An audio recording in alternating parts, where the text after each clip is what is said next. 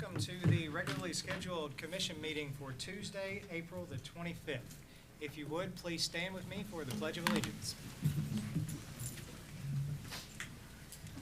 I pledge allegiance to the flag of the United States of America and to the republic for which it stands, one nation, under God, indivisible, with liberty and justice for all. Thank you. We have a call for attendance, please. Commissioner Thomas? Here. Commissioner Pruitt? Here. Commissioner Witt? Here.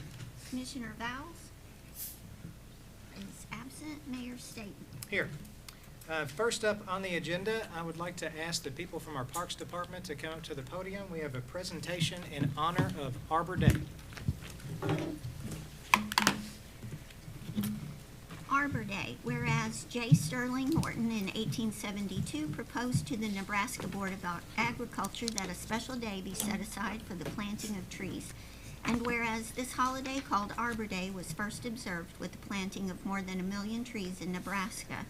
And whereas Arbor Day is now observed throughout the nation and the world, and whereas trees can reduce the erosion of our precious topsoil by wind and water, cut heating and cooling costs, moderate the temperature, clean the air, produce life-giving oxygen, and provide habitat for wildlife. And whereas trees are a renewable resource giving us paper, wood for our homes, fuel for our fires, and countless other wood products.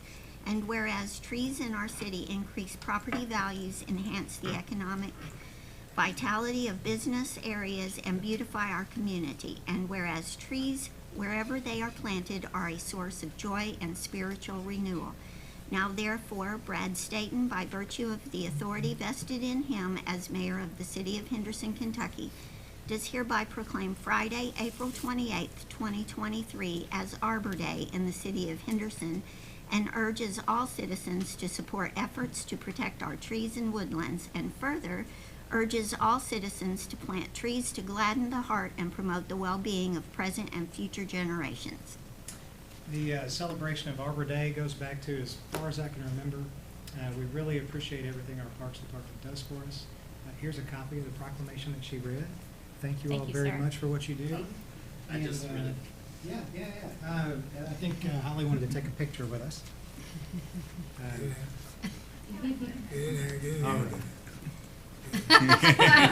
There you go, Trey. And I think that you all might want to make some comments about, and here's this for you. Thank you. About Friday and about Arbor Day. Yeah, so this is our 28th consecutive year being awarded Tree City USA. We plant lots of trees, not just for Arbor Day, but all throughout the year. But we have 10 trees that are being dedicated this Friday. We're meeting at Atkinson Park at 4 p.m. Everyone's welcome to join us. We'll have some good speakers there, and then we are recognizing some talented students for essay and coloring contests. And hope everybody can be there. Thank you very much. Thank you. Thank you. Next up on the agenda is we have a presentation. Later on our agenda, we do have an ordinance to consider, but that is not at this current moment. We have a presentation for the electric rate adjustment. Oh, excuse me. I'm sorry. Thank you. I misread it on the, I need to wear my glasses during this meeting. It's a public hearing on the electric rate adjustment. I'm going to open the public hearing, and do we ask for Brad to come up here? And ask for Brad Bickett to come up and explain a little bit more about the electric rate adjustment. Should I wait and open the public hearing after the presentation? I think you Can open make it now? this part of the. Okay, so this will be part of our public hearing, so I will open the public hearing. Thank you, Mayor. Thank you, Commissioners. I'd like to take this opportunity to give you some background and tell you a little bit about the utility, Henderson Municipal Power and Light, and about the financial condition of the utility and where we think we can go. The City of Henderson is moving in a very good direction, a lot of positive momentum, and the utility is well positioned to support the city and accomplish some of the goals that I think we all would like to see for the city, for Henderson, where we live. So I'm Brad Bickett, the General Manager of Henderson Municipal Power and Light. With me this afternoon I have Barbara Mall, who's our Chief Financial Officer. She's here in case you have specific questions related to the financials. And also have Randall Redding, who is our general counsel with King, Deep, and Brannaman. So I'll start off by talking a little bit about electric bills, because one thing I've learned in talking to our customers is that there is a little bit of confusion, I think, when it comes to how electric usage is billed, and it's done differently from one utility to the next. And I thought it'd be helpful for everybody to kind of see what our utility customers have experienced in the past and up till now, and what we project that they would see going forward. So a few points here I want to make is that sometimes they are difficult to interpret. The reason is because there's different charges from one utility to the next. Across the board, you see a consumption charge that's billed in a per kilowatt hour unit. You also have, in part of that consumption charge, it usually is not including all the costs on the bill. There's other itemized charges. Many times they come in the form of what's called a fuel adjustment, either a power cost adjustment, energy cost adjustment, or environmental control cost adjustment, or others. There's also demand side management charges. There's other things depending on what utility you're looking at. So for reference, I've got one of our neighboring municipal utility bill here that's just showing the itemization of the electric charges. And for this particular bill, usage was 460 kilowatt hours. But when you totalize those charges and you put this on a levelized usage amount, which we'll use 1,000 kilowatt hours as the typical residential usage is what we see. So you would look at the total charges. It comes up to a total of 11.5 cents per kilowatt hour for this particular month, this particular period. Bear in mind that the energy cost adjustment will vary depending on what the actual cost of that power was. So for a 1,000 kilowatt hour bill, in this particular instance, the total would be $130. Another utility which actually provides electric service inside the city limits has some similar charges, but also has a few additional charges. When you look at those and total them up, you come up to 10.84 cents per kilowatt hour. You add the monthly charge, which is a common component of electric utility bills, at $17.49. When you look at the total cost of a bill, that would be 1,000 kilowatt hours. That comes to $129.67. Looking at one of our neighboring co-ops, doing the same methodology, you look at a typical 1,000 kilowatt hour bill, that amount would be $145.95. So the comparison I want to make is that for that same average usage for a Hempel customer for the existing residential rate today, our total cost on a kilowatt is charged by a kilowatt hour charge, a monthly charge, and then what's called a power cost adjustment that we target to be zero. It can be a credit or it can be a charge depending on the fluctuation of power cost. So for that same average residential customer bill, 1,000 kilowatt hours, the bill is about $88.82. That does not include the 3% sales or school tax.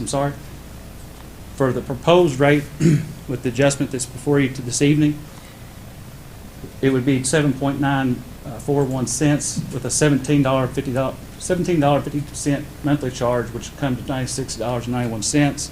And with the 3% school tax, it would be $99.82 for 1,000 kilowatt hours. I think it's important, just so you can see it, because comparing one bill to the next doesn't give you a good picture. So another way to look at what our electric customers see compared to the others across the state of Kentucky is going to what's called the EIA 861 form. This is under the Department of Energy. All electric utilities report annual sales, and this is what would be called the total billed rate for the consumption that's delivered to retail customers with load or billed usage. So you'll see on the far left what represents the current residential rate of Hempel compared to the other utilities. With the proposed increase, we're looking at still being below the next highest residential rate by over 20%. For the commercial rate comparison, see a similar comparison. And then for the industrial rate, we're still in the very near the bottom of the scale. So I want to talk a little bit also about what's been done in the past.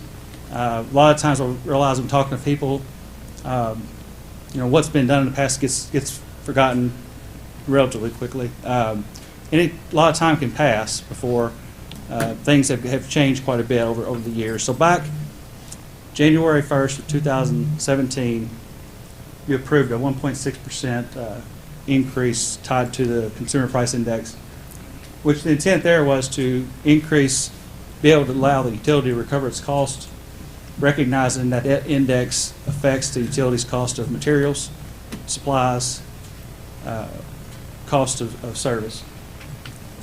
In 2019, there was a cost of service study done, recognized that there was not a need to increase revenue. So the effort at that time was to get rid of what was called a fuel adjustment charge because we retired our coal plant in 2019. We replaced it with a power cost adjustment, which would serve the similar function as a fuel adjustment, but rather when you're purchasing power, buying power through contracts, those fluctuations can be charged. It's a pass-through cost to us, to the utility. That change was revenue neutral, meaning that the utility did not receive any additional revenue as a result of that rate change. It was a redistribution of how the rates were charged. 2020, the change at that time was to reset that power cost adjustment to zero. In other words, putting a little bit more into the base rate, or actually took it out because the power cost adjustment I think was negative at that time. That's why it resulted in a small actual decrease in revenue in 2020. We created a distributed generation rate schedules at this time, which have served our customers pretty well. You all probably seen some of the solar that's been put on around town. We've had pretty good adoption of solar as a result of what we consider to be fair distributed generation rates. This is about as close as you can get to net metering. It's what you hear the term used without having smart meters, which we're working on that right now too. But at this point, it's a good structure, and we're glad that we did that. Fast forward to January 1 of this year, you all remember there was an increase specifically to pay for the bond funds that we needed to build out fiber to the home and deploy advanced metering infrastructure. And both of those projects are in progress. They're getting started. There's a lot of work being done, construction, and first steps for the advanced metering process will begin very soon. And so that will pay back. And it's going to take some time to get that deployed, but we're really glad that we're taking that step, be an additional revenue stream for the utility. So that's a little bit of background on what's happened in the past. I want to also take a minute to talk about a year ago, a little bit more than a year ago. If you all can remember, natural gas prices were going, extremely much higher than what people had expected they were going to do. You had Russia invading Ukraine. You had high inflation really starting to take hold. So we saw a lot of higher costs. At that time, we debated on whether or not to increase the rates at the time, and we decided not to do that. There was too many price pressures on we believe on our customers and those around us, and we had some operating reserves that we could use. We put off some capital projects, and we managed through this fiscal year without doing anything on our rates. And at that time, it was even understood, and I think we've communicated that to you all last year, that we intended to do a cost of service study towards the end of last year, and we did that. So beginning in December of 2022, we kicked off the cost of service study, went through a very involved process with the consultants, making sure that they had best information to establish what we believe to be our revenue requirement is kind of the main output. One thing I'll tell you that came out of this that was good to see, it was a little bit expected, is that we didn't have much at all in the way of subsidization between customer classes.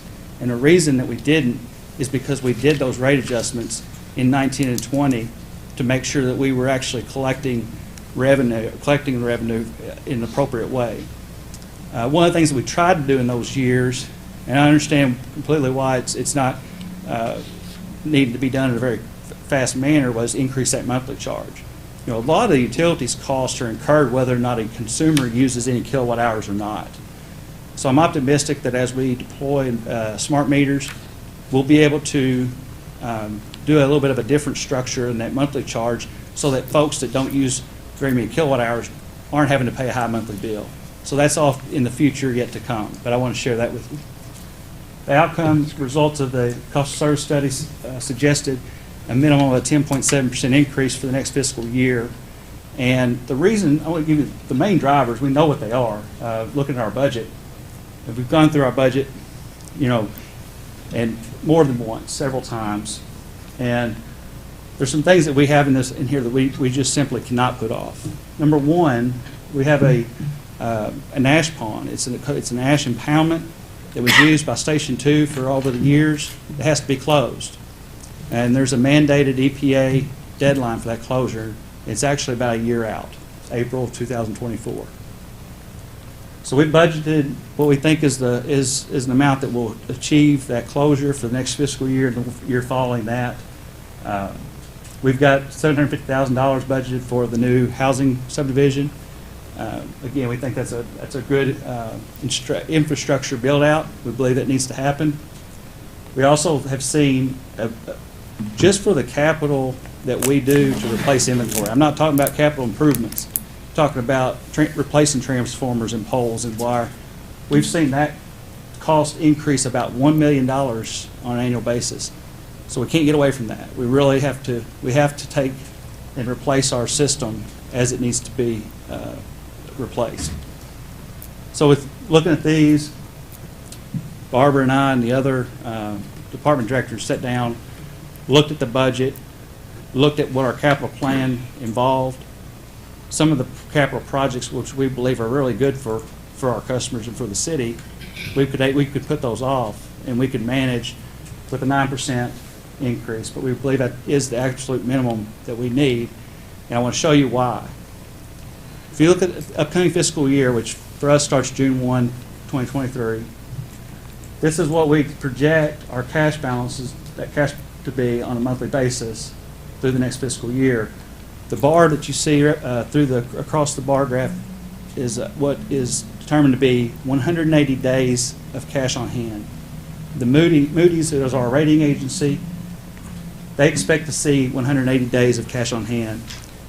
For the highest rating possible, they want to see 250 days. But this is what we'll see in terms of cash on hand as our budget without the asked for increase that is before you today.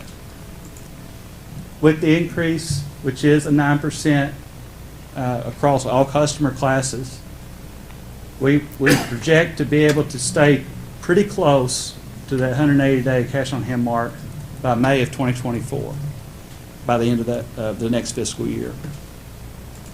The other thing I'll point out is that, you know, for this next fiscal year, our power supply contracts are still in place, and we're actually looking at right now renewing those power supply contracts. We do think there's going to be some increase due to, the good news is not as much for the energy side. Energy is kind of tied to natural gas. We believe that those prices are going to be closer than we originally thought to what we've got today. It's going to be the capacity that we think we're going to see an increase for. How extreme that increase is, we don't know right now, but I'll let y'all know as soon as we do, as soon as our contracts, as soon as the what's called the capacity auction is completed in MISO, which is the market operator that we're a part of. The good news is that aside from power costs, we don't see project that the need for an increase is going to be beyond. It's going to be mostly power cost related for the next fiscal year. So, as summary, what the ask is and what's before you is a 9% increase across the customer classification for all charges. Part of that is an increase to the monthly charge from $15 on the residential, and the others are also going up at a similar amount from $15 to $17.50. We're also including a revision to the power cost adjustment to include installed capacity in the calculation of the power supply cost. Right now, it just includes purchased. So we also want that ability to be able to install capacity locally and have that on the same basis. Take any questions at this time. So for now, I did want to give just a little guidance because we've got a few opportunities for the commission to ask questions and for the public to ask questions today. Because we're in a public hearing, I would like to limit this time to allow the public to make comments to us. But whenever the ordinance comes up for review later, if you don't mind to come back up, I'm sure the commission has plenty of questions for you at that point in time. And if it's okay with you all, we'll hold our questions until that specific point in time before we vote on that issue. Sounds good. But thank you so much for your presentation. The public hearing is still open, and so at this point in time, I would like to invite anyone from the audience who would like to come and speak in regards to this specific rate adjustment request that is being made from HMPNO.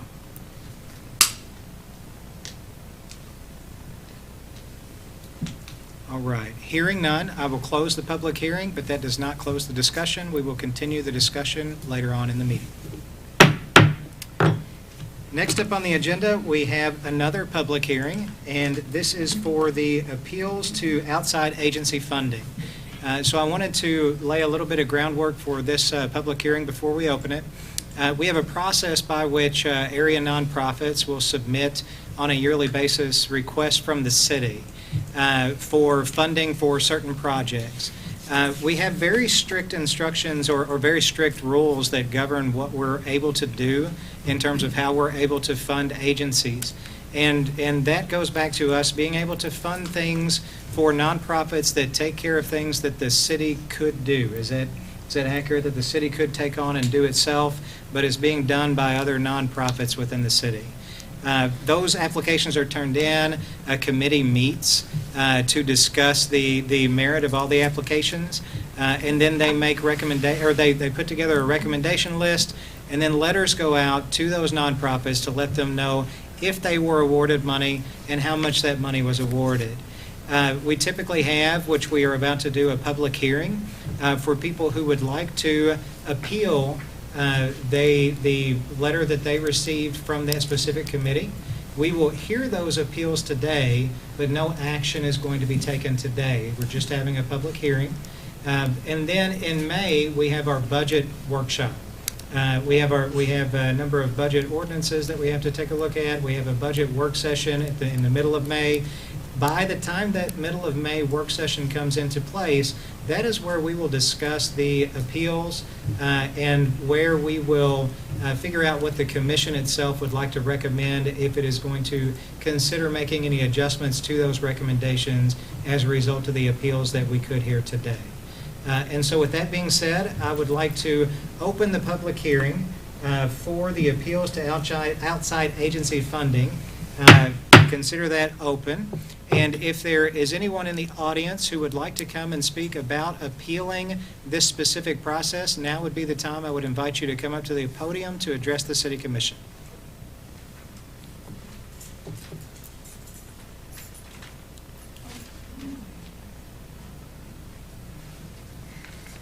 Hi, everyone. All right, and before you get started, if I could ask you both to state your name and what organization that you're representing with your appeal. Yes, I'm Bobby Jo Marks, and I'm Director of Development for Audubon Kids Zone. And I'm Nivea Carter. I am the Neighborhood Coordinator for Audubon Kids Zone.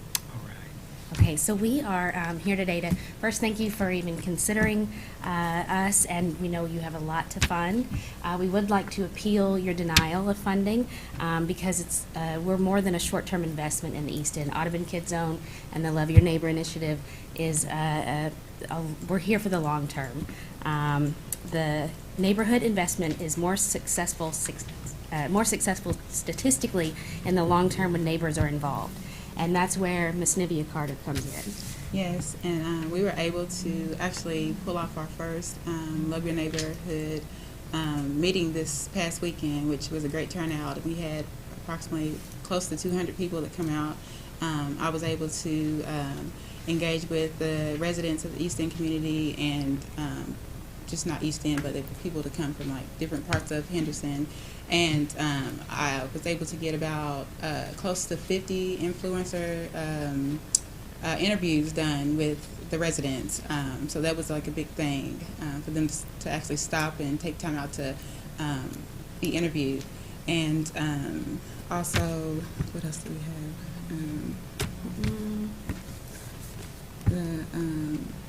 And like, so we know that you guys are, we're not asking to be funded fully, the whole funds. We're just asking for half, and because the other funds will be coming from other outside organizations as well. And we just want to thank you, and just please consider the benefits of partnering with us in the future. Thank you. And if you could stay right there just for a minute, because we don't have another spot on the agenda to discuss this, if the commission has any questions regarding their application or appeals process, I think now would be a good time to ask those questions.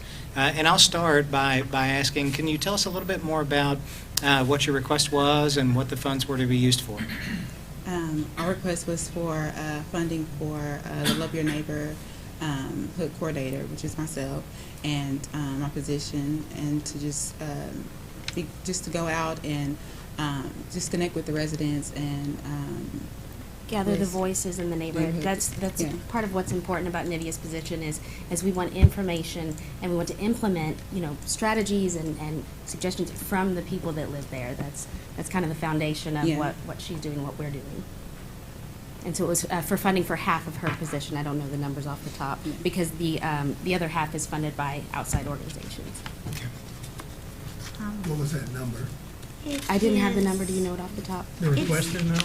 Yeah. The requested amount was 30,000. They asked for 30,000 this year. They received 15,000 last year. This is the organization that was formerly This- New Works. Yes. Yes. Okay. So what, I guess I have another question. So if it's not under New Works umbrella, is it now under the Audubon Kids Zone It sure umbrella? is. Yes, sir. And did, sorry I wasn't on the committee, and so some of That's this okay. is fresh information. So did Audubon Kids Zone apply for any other types of funding from the city? I don't know off the top. They did, yes. I don't think we did. Yes. We did. You did. And you were given $2,500. That's For the right. recommendation. You asked for 5,000. That's right. Forgive me, I'm filling in for Tammy. Oh, I no, didn't- that's okay. didn't mean to That's be okay. unprepared. Well, Do we have any other questions for them? with New Works, it was with Mio, she was heading it at that time. Mhm. Same position, but switched under Audubon Kids Zone. Yes, sir. Okay, and how many, did we do 2 years for Mio, she or one? We actually just did one. I think that's why they're back. We did two. We did Yeah. 30,000 the first year and 15,000 the second year. Oh, you're right. You're right. Okay, Yeah. okay. Tell me, can you kind of tell me what the plan for that position is this year? The plan for the position this year is to go out and engage with the community, not just the East End community, because we all know that it's going to take everybody to come together, to collaborate, to make everything work for the residents of Henderson. But my position, I just want to solely just go out and just make a connection, and just to hear the voice of the residents, and just to see the gifts and the talents of the residents of the East End community, see what they have, so that they can bring it back in and just work towards whatever it is, whatever gifts that they have. So so the changes made aren't being done to To- them, it's done with them. Right. That's kind of the biggest part of this, Being the change that they want to see, not what we want to see. Mhm. Sure, sure. and not what other people outside of think needs to be done. And one more question, how does that data that you get is funneled back to who? Us, like New Works was doing, or how does that work? Is that gonna be coming back to your Well, organization? and if you don't mind, I'd like to answer part of your question, because I've actually, so Nivea and several other people from the Audubon Kids Zone sit on different committees for the inner city program. And so if they go out and hear from the residents, then they are able to bring that information back to the committees that are set up for the inner city program. so that the people on the committees can hear more residential input and input from the people in the area. So they do have a direct line of communication set up there. So, we gave 30 first year to Neo year and 15 last year. And we can't take any formal No, action we're not. today, but I see where you're going with this. Yeah. It, I certainly recognize Audubon Kid Zone and what you all are doing is very important. And I mean this when I say it. I'm not just saying it to say it, but we will seriously take a look at it and see what we can do. And I really do appreciate you all coming and telling us a little bit more about your situation. Thank you. It means a Thank lot. you. Yeah, thank you guys. Thank you, Bob so Joe. much. See ya. Thank you. And I think I saw one other person who'd like to come up and speak to us. Is that right? All right. If you don't mind to do the same and tell us your name and what organization that you are representing, and then tell us a little bit about your people. I'm Cindy Weaver. I'm Director for Infinite Hope. We do suicide postvention and prevention in Henderson, Webster, and Union County. If you're not familiar with the term postvention, that is for someone or families who have lost a loved one to suicide. We do a variety of things for them. If you don't know a whole lot about it, survivors go through a lot. We do support groups. We do remembrance events. We connect them with therapists. If you know anything about getting a therapist appointment, right now it's 5 to 6 months. We've partnered with people. We can get them in 2 or 3 days. Mayor, commissioners, we are so appreciative of the amount that you awarded us for funding, but I guess I just had a little bit of a question of something I didn't really understand what it meant. So that's why I came today. I didn't know any other place to go. The biggest budget item we have is for something we call biohazard cleanup. And what this is, you can probably imagine, the majority of suicides are gunshot wounds. They are a lot of times in homes, a lot of times in the homes that the families live in. I don't want to go into a whole lot of detail because there may be people here who have lost someone to suicide, and it can be very activating even to even talk about this. But just imagine it happening in your home. You have children in your home. You don't have homeowners. Someone's got to clean that up. And so that's what we try to help do.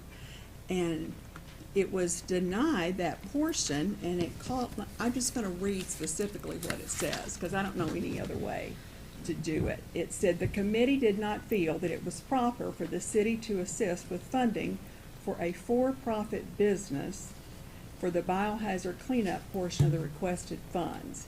And it's my understanding it's an outside committee that makes these recommendations to you all. And the only member that I know that's on that committee that might be able to answer this, I believe, Mr. Witt, is you. And I guess my confusion is, why are we calling for a for-profit business? I mean, they are a vendor for us, or, I mean, the funding would come to us. It's not any different than us getting the notebooks that we supply in packets for survivors from Walmart. I mean, they're a for-profit business. Yeah, I mean, I don't want to speak for the entire committee, but I will say from my recollection of the conversation, and I would start by saying, you know, we had over $245,000 that was requested. Of that, we had budgeted $116,000 for all of those. So there were difficult decisions across the board.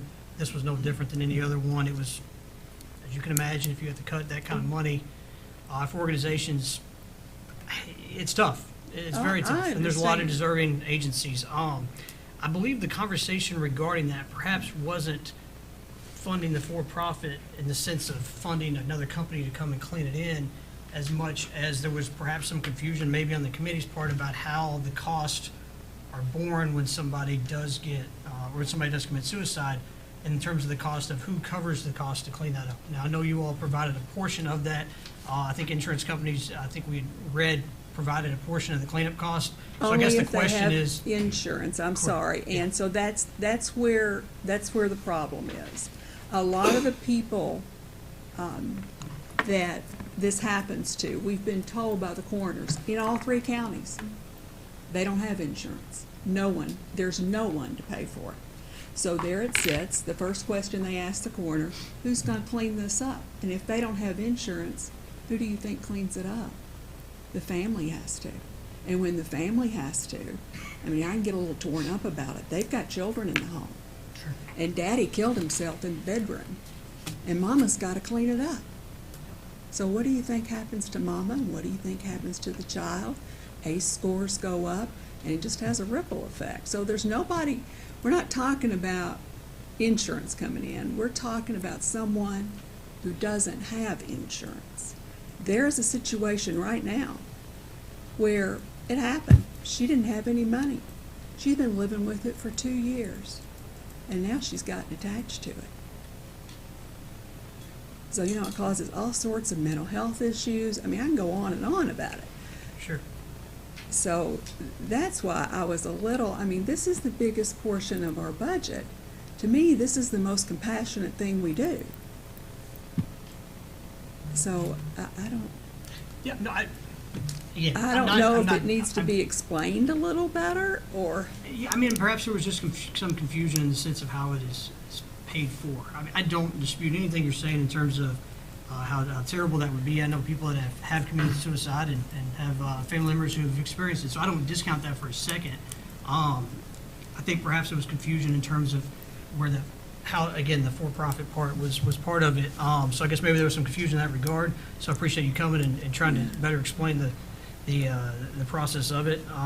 And that's kind of the way I remember the discussion kind of going. I mean, there was other things at play. I think we had recommended 5,000. You all requested oh, and we're 1,250. thrilled with that.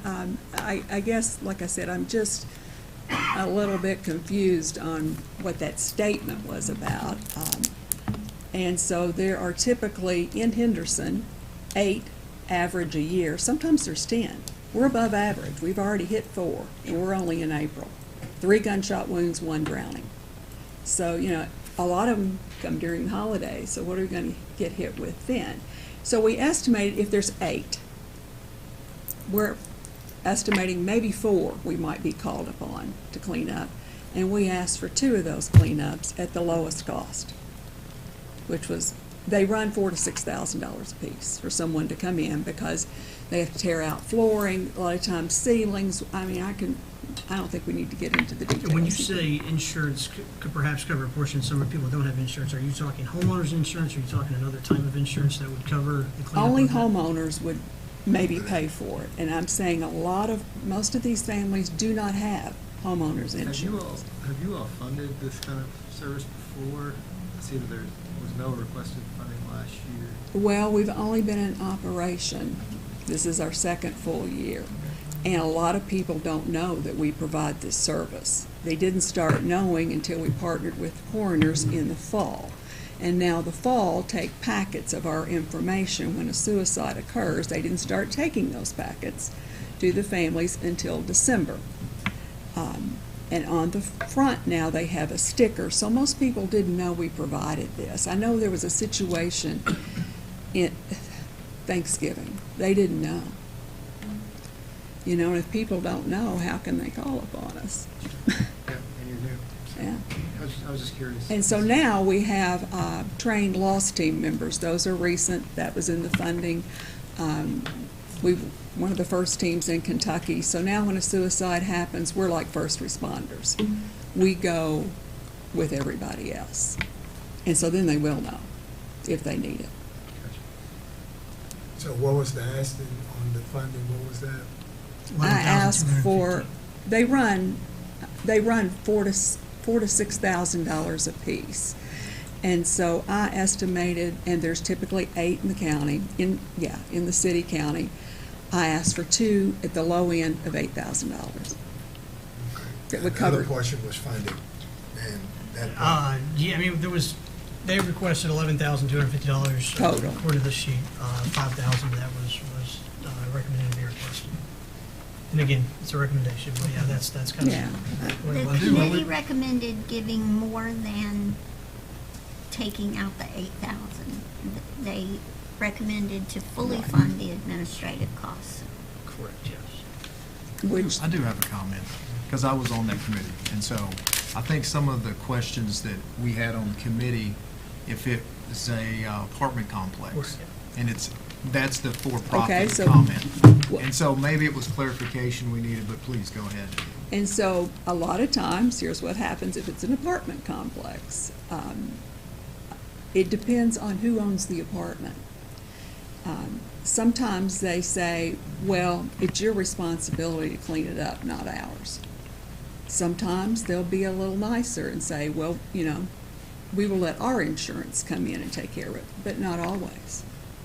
Because I think that was the Correct. committee's concern. Yeah, and you know, Landlord type thing. if someone else has insurance, certainly we're not going to pay for that, you know? And we're going to ask the question. If it happens in an apartment, you know, we're going to go to that landlord and say, are you going to step in and let your insurance pay for this, or are you going to make this the responsibility of the homeowner? You know, it's like a renter will pay, what, a deposit for damages? Well, you know, the landlord may say, well, you damaged the apartment, not us, clean it up. So again, it's just a situation by situation. We just want to be there if they need it. And if we don't have the funds, then I have to go to them and say, sorry, we can't help you. That's a hard thing to do. So, anyway. Any other questions for Ms. Weaver? No, I just want to say, we commend you on the work that you do, and we understand people who know someone who's had a suicide. It's very important for somebody like you and another organization that's looking out for them in a time like that, so I Yeah. appreciate that. Thank you. Yeah, and I'm going to echo what Commissioner Pruitt said. I mean, I can't imagine being able to do that work myself. And so it has to take someone with a lot of patience and a lot of empathy. And so thank you for doing what you do. And just like I mentioned to the women who were up here before you, we will go back and take a look at it. We will see what we can do. Thank you. And we should be discussing this at our May work session, the third week of May, Okay. to see if we're going to make any changes. So, And I want to say one more thing. You know, if they don't leave a note and it's a drug overdose, they can't count it as a suicide. So there are a lot more. There are a lot more because we know what the problem is, you know. So I guess I just can't really say much more on that. we appreciate you coming and explaining it a little more, because it sounds to me like there were some questions. Yeah. And it sounds to me like those questions were answered. Good. And then we'll take those answers, and I can't make any guarantees because I'm one member of 5 people on the commission, but I can guarantee that we'll at least take a look at it and give it more I consideration. know. And I thank you for just allowing me to come and speak about it. I'm a little passionate about it. Sure. Thank you. Well, thank you very much. Are there any others in the audience who are here to speak at the hearing on appeals for public agency funding? Hearing none, I will close the public hearing, and we will move on to the consent agenda. Marie? Consent agenda consists of the minutes of the April 11th, 2023 regular meeting, Resolution 25-23, resolution amending Resolution 19-23, declaring the city's intent to reimburse itself for the cost of additional capital expenditures from the proceeds of tax-exempt obligations, and Municipal Order 18-23, municipal order awarding bid for purchase of police uniforms and accessories for Henderson Police Department to Siegel's Uniforms of Evansville, Indiana, in the amount of $31,457. Before we get a motion, are there any items that any commissioner would like to pull from the consent agenda for further discussion? Hearing none, I'd like to hear a motion to approve. So moved. We have a second? Second. Roll call, please. Commissioner Thomas? Aye. Commissioner Pruitt? Aye. Commissioner Whitt? Aye. Commissioner Vowles? Aye. Mayor Staten? Aye. Next up on the agenda is we do have the first reading of an ordinance adopting electric rate and service schedules. Ordinance number 05-23, ordinance adopting schedule of electric rates and services. An ordinance approving and adopting a schedule of electric rates and services for electric power and energy furnished by Henderson Municipal Power and Light to its customers and consumers, adjusting the rates in residential schedule, Schedule R, general service rate schedule, Schedule GS, housing authority, church and public school rate schedule, Schedule HCS, demand rate schedule, Schedule D, residential distributed generation rate schedule, Schedule RDG, general service distributed generation rate schedule, Schedule GSDG, and housing authority, church and public school distributed generation rate schedule, Schedule HCSDG, demand distributed generation rate schedule, Schedule DDG, miscellaneous rate schedule, Schedule miscellaneous, and power cost adjustment rate schedule, Schedule PCA, and to become effective for all services billed on and after June 1st, 2023. Before I call Brad Bickett back up for further discussion and questions, can I have a motion to approve so that we can get this on the floor for discussion? So moved. Do we have a second? Second. Brad, do you mind to come back up to the podium, sir? I wanted to thank you first for your presentation earlier, and I wanted to ask the commission if you all have any questions of Brad Bickett regarding the electric rate adjustment. Yeah, I do. Brad, on one of your slides, you said this is the requirement of operating capital. From what, 6 months out? What was that? You mind if we pull it back up? Yeah, pull it back up.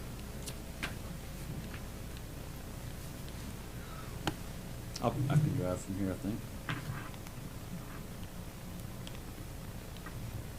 Are these the slides? No, the go back. graph? One more. Right there. Okay. It says the minimum required to maintain sufficient operating reserves. Correct. How much, what number is that? That is to achieve the No, I said, what is the number? How much money? $21 million. How much? $21 million. 21 million. And it fluctuates because it is based on our operating cost, or what it costs to operate the utility. So right now, it's approximately $3.5 million per month to operate the utility. And that involves buying power, buying materials, paying people, overhead. That's about what it is. So 21 million. I want to go back, but the next meeting, when we, second reading, I have all this information, but maybe your financial lady has it. When Big Rivers was wanting to buy an electrical company, they caught you guy in a mistake on how much cash reserves you had. Can you tell me exactly what that number was now, that discrepancy, they caught you guys and y'all had to go back and change it? Can you tell me what that number was? I don't recall there being that they caught a discrepancy. Well, our operating reserve and cash balance was there's clear record of it. It's presented to our commission every month. Well, I'll go back and get it because if my memory serves me correctly, they did catch you guys in making a false adjustment compared to what you came back and adjusted it. If I remember correctly, that was done by an independent consultant, and I don't know how much involvement they had with staff. I think there, at least from my point of view, I wasn't allowed to talk to the Okay, consultant. I thought it was way up there, but anyway, I'll go back and get those numbers for the next reading. From January the 1st, we gave you a 6% increase, and now you're asking for a 9% increase. Can I comment That's on that? 14% increase within 4 months. Go ahead. You go. Well, so in the 6% increase was it's strictly to cover the debt service that's required to build out the fiber to the home infrastructure, the fiber that we're going to put around town all throughout the service territory. And it's also to purchase not just the meters, the advanced metering. There's other infrastructure that has to be built. You have to build the communication equipment and everything else that has to bring all that data back. So those two projects together, we asked for financing to do that, and because we can't use the reserves to pay for those projects. Yeah, and I get all of that. Right. I know what it's for. And there's a return on that investment. So I still, again, appreciate the support from the city allowing Hempel to do that, because there's going to be revenue that comes in excess of the debt service once these get built out 3 years from now, 2.5 years. So there's going to be a really nice payback. Very seldom is there the full appreciation of a project like this at the time it's built. It's usually always after the fact, and everybody looks backwards and says, look what a great investment that was. But at the time, it's usually hard to make that investment. But I appreciate the forward-looking, progressive views of this city. And I get that. But what I'm saying, when you said, we understand the return, but here's what happens with a return. You ask the citizens to finance this right here. When the money comes back in, you still ask it for rate increases, that there will be still rate increases continually. So when it comes from a citizen standpoint, I may have helped make a great investment, but it didn't help me because I'm on a fixed income, and you took 14% in 4 months out of this lady's fixed income. Now, whether it's a great investment for the city or not, how does that help her with her household? Because that future revenue is going to help us offset the need for future rate increases, and that's a fact. And if you don't believe me, look back at what we've done. We've not raised rates because whenever we had savings from retiring the power plant, that's why we didn't have to raise rates for the past 8 years, or 7 years. Well, we did in different ways, but on the other hand, here's what I'm gonna have to explain. The people that I talk to, I'm not worrying about the people from here up income. I'm worried about here down. And I am Those too. people that I'm gonna speak to, they're gonna say, you mean tell me that you guys built a $13 million building and you had that kind of money and generating that kind of money to be able to do that, raised our electrical rates 14%, sold a building down here for millions of dollars, and you still ask for a 14% increase, and you're gonna be asking for more the year after that, and year after that, and year after that. When you look at fixed income people, you take, say, I'm gonna say in the wintertime, you said $100 bill, or utility bill. I don't know where that house is, but most of the time in the winter, it's gonna be $300, $400, $500 utility bill. Some of that's other utilities, Yeah, not just so, electric. I mean, electric rate. I'm just talking electric rate. It's going, some people are paying big electric bills. Understood. And you put an extra 10% on 300, that's another 30 here, and then we come up with the water, and then we take some more in this. Before you know it, somebody on fixed income could lose $100 this year. $100 that's gonna come directly out of their household. Those are the people I'm concerned about. I'm not even concerned about me. I'll be able to pay that 10%. But I'm talking about the people I'm gonna meet in Sureway, Walmart, who are struggling to make decisions on medicine, or do a cutback on food, and you take another $100. And then you build a $13 million building, and here you are, less than getting in the building, asking for, really in 4 months, a $14 increase out of their pockets. It may be a great investment, but you're still taking 14% in 4 months.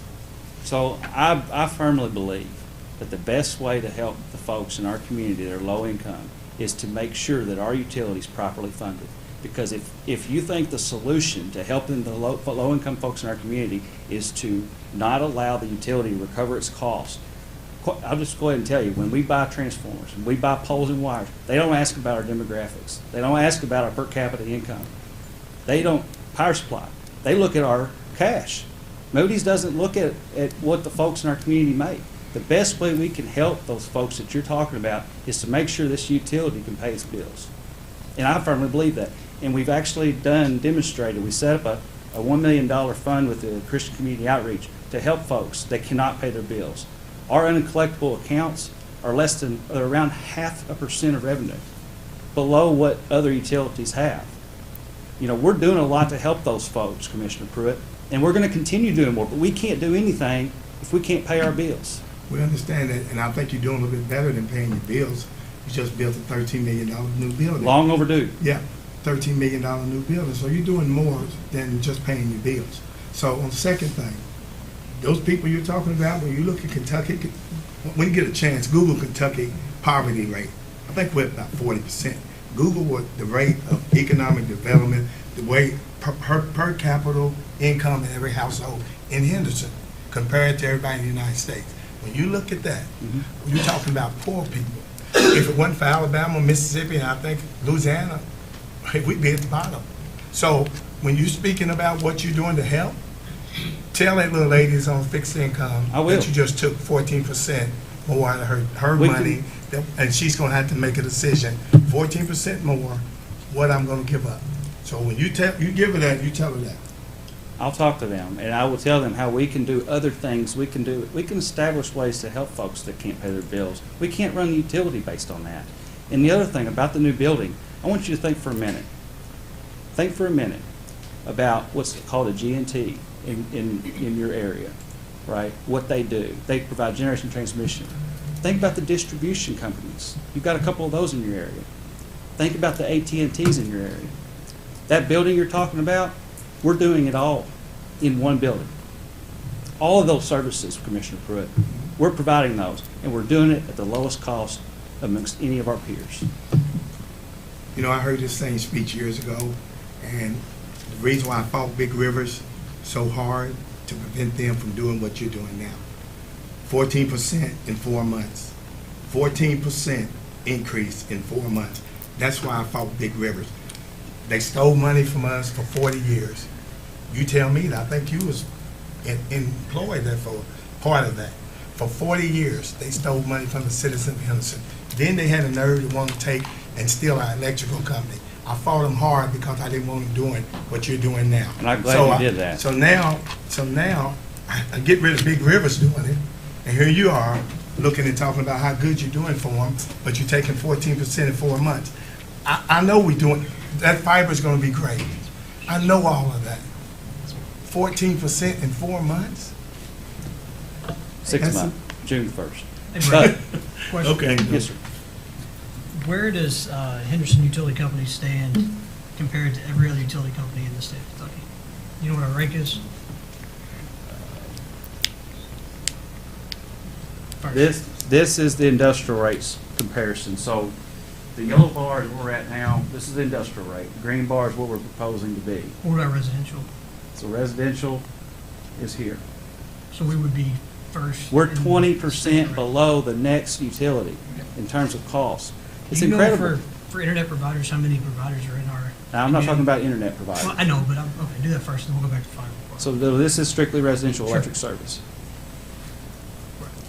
In terms of the fiber, for 6% at the beginning, do you know how many providers do we have in the community? Is it just? Right now, the Apple? primary provider of, in town is not fiber, it's actually cable and spectrum.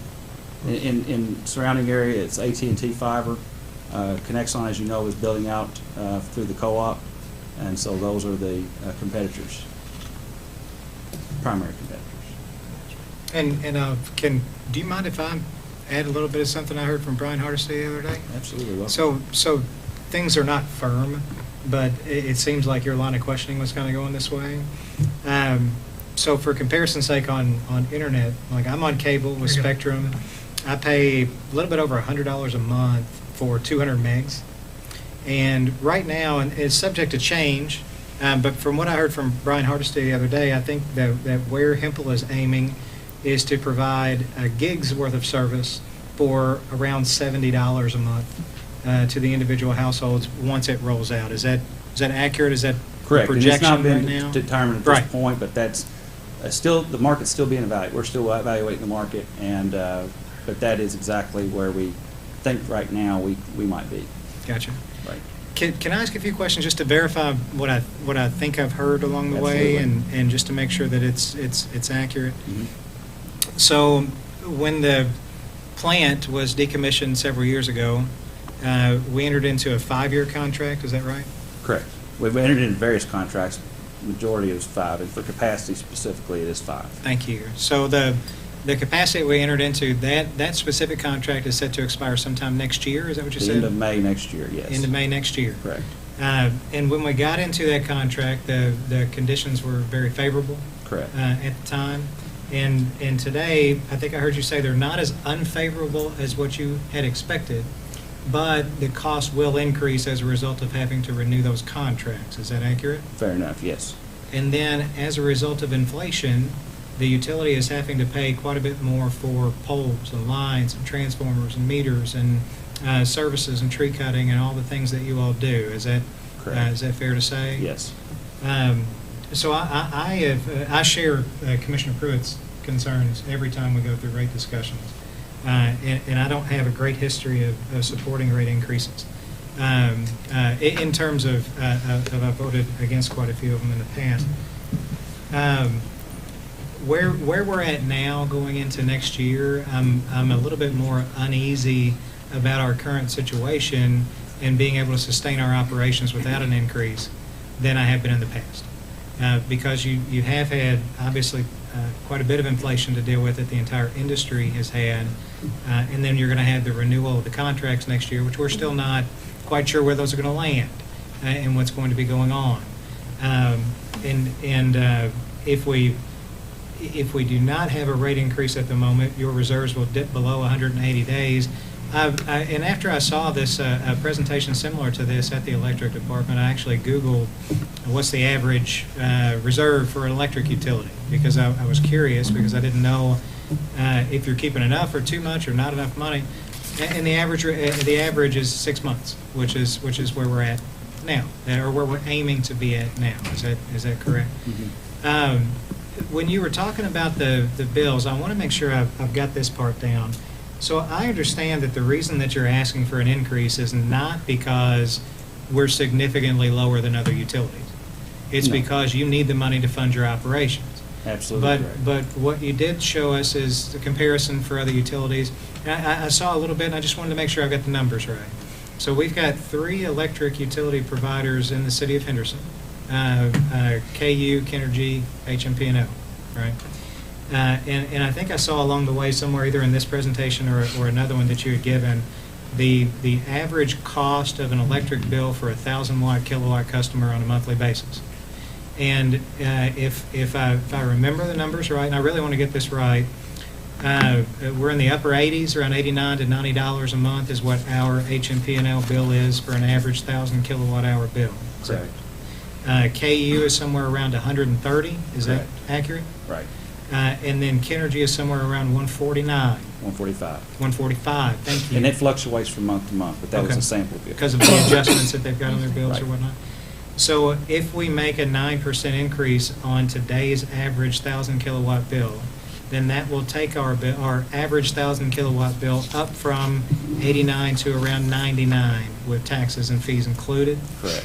And so that's still going to be $30 cheaper a month than what KU would offer, and then it would be $50 cheaper or 33% cheaper than what Kenergy would offer.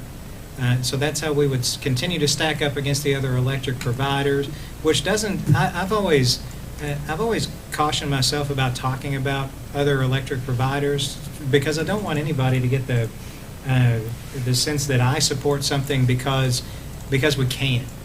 You know what I'm saying? Right. We've got room to increase, and so I don't want people to get the wrong idea and think that because we're so much cheaper, that's why we're raising rates. So I think I'm hearing you properly in that you need the adjustment because your cost of services have gone up and because our contracts are going to be renewable as far as next year goes. Is all that pretty much accurate? We're still aiming for 6 months reserves, Correct. And if we give that increase, there's a very good chance, considering your projections, that we'll still be at 6 months reserved after a year after we pass those rates. Is all that? That's correct. Is all that accurate? That's our plan. That's okay. right. Mayor? Yes, let me sir. ask you this. Yes, sir. And if you guys decide to go ahead and approve this, I would ask that you break it up in 2 years, half and half. This year the contract don't end until next year anyway. That would give him 4.5 and 4.5. That would give him his 9 by the time we enter into the new contract. I would ask for caution in that approach because this doesn't have anything to do with the contracts. This increase has nothing to do with those power contracts. That leads me to my question. There you go. Right. Those contracts, let's say it costs us significantly more to buy power in the future under those new contracts. Is that already written into our rate?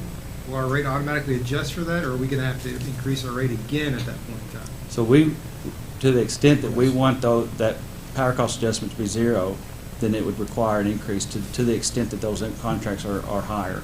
The power cost adjustment would allow. We do not want the power cost adjustment to go over a penny or 1 cent. That's kind of just that's been where we've observed our customers call, and it creates hardships for folks when they're budgeting for that thing to get over. So we're going to do what we can to keep that power cost adjustment in a certain range.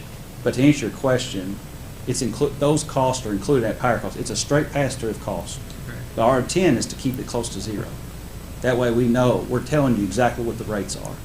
And there's no, I remember at one time Commissioner Pruitt rightfully noted, fuel cost adjustment. Those rates got out of whack. It was because people were hesitant to come before this commission and ask for it to change. I don't intend to do that. So if we left them alone, you would just see that power cost adjustment climbing. With Correct. Increased contract rates. That's exactly right. And again, my job, and I take my job very seriously, is to advise you all on what's best for this utility and what's best for the customers that own this utility.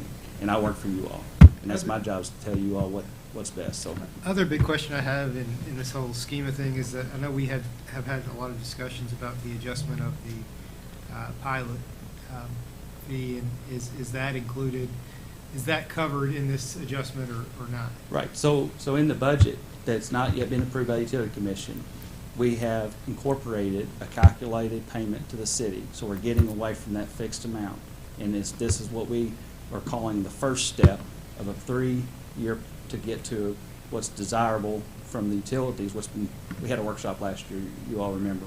And so we talked about how to stabilize, or not say stabilize it, but do something similar for all the utilities. So we have a target, and we're incorporating that calculated pilot payment to begin, if this goes through, July 1st, which is going to increase the cash transfer by about $250,000. Okay, all right, so on this 180 days, what is the difference in your bond rating if you dip below that, or you stay at 100 days? So I will defer to Barbara. She can tell you, Moody's establishes a certain 180 days to have is it double A rating. If you've got a 250 days, you can get to AAA, and if you go to 150, you go to single A, right? A? I think that's right. Is that right? But there's a lot of other factors. There's other factors that go into Right. it. But one of the things I'll point out is that because the utility hasn't issued the debt that we've got with you all, the general obligation bonds, the debt service coverage ratio is not a metric that we're required to establish. So we're not evaluated on that by Moody's. So our days cash on hand is one of our strongest metrics that's looked at by the rating agency. And that in turn also, it helps us get lower. The power contracts that we get into and negotiate are highly dependent on our financial position. So it's very important. I don't want that to be taken lightly. That we want to make sure that we're in a very good financial position when we start negotiating these contracts. And I just want you all to understand how important that is. So currently, we're at 180. We're a little bit above 180, but we have. If we keep going the rate we're going to dip below. Exactly. Yeah, we've got known costs this upcoming fiscal year that are going to take us below 180. There's nothing we can do This about it. 9% is going to break us even. I'll show you again. Yeah, that's what I thought. We're going to break even, aren't we? We're going to be, and we can kind of manage our capital spend. We're comfortable that we can keep this at 180, and we certainly will be above 180 during times when we're negotiating power contracts throughout this fiscal year, and that's very important. And I have one more question. The ash pond. What did we budget to clean that up? So right now we've got $5 million budgeted over 2 fiscal years. This upcoming fiscal year and a fiscal year beyond that. To update you on that, we've got working with Big Rivers on that, and it's about to go out for bids. But I thought you said the EPA is changing the rules on us. So yeah, so originally, beginning of 2022, when we started working with Big Rivers to close the pond, we were in agreement that the lowest cost option was to close it, cap it in place. About middle of 2022, EPA came out with some determinations that resulted in different guidance that says not only do you have to worry about potential groundwater contamination from the top to the bottom, but also potentially from the bottom and from the side of these impoundments. This coal combustion residuals, there's elements that are left over from burning coal, such as lithium, mercury, cadmium, others that are considered constituents of concern. And so the advisement we've gotten from environmental attorneys, both on Big River side and ours, best thing to do is remove this material and get it out of that impoundment. So that's what drove the cost up initially. We were thinking about it was going to be a little less costly to close it. But the middle of 2022, we've learned that, and we had to update our financials because we have an asset retirement obligation, and we had to update that. At the time, we learned that those costs are going to be higher than what we had originally thought. So it's budgeted in, right? It's all budgeted. It's in the budget. I got a couple questions. On our pilot plan, could you refresh my memory? When you said it's in stages? Right. When does that kick in? Could you elaborate on that a little bit more? So we plan with the current budget that's before the commission for their approval, which has not been approved yet, the change, we would ask for this to be changed. It's not all, none of this has been in place, is in place yet. The plan is to incorporate the calculated payment beginning July 1st, 2023. That will establish a new cash transfer. That will include value of the power used by the city. And what percent debt ratio? What percent did we say? 5? Was it 5%? Yeah, well, here's what, on the pilot discussion, so we still have some unfinished business at the city commission level that should be either on May or June's docket for us to review. Right now, based on the conversations that we had last year, because we had extensive conversations with all the utilities, and some of them more than once, I believe where we had arrived was a 3-year step-up program, where the first year would be 3%, the second year would be 4%, and the 5th year would get them at their permanent level, which would be 5%. And then the reason that we were going to a percentage was a discussion that you had brought up many years ago, and has taken a long time to get here. But that's, we've always been on a fixed dollar system, and those dollar ranges have varied so much over the years, and they become less predictable for utilities when we manipulate those.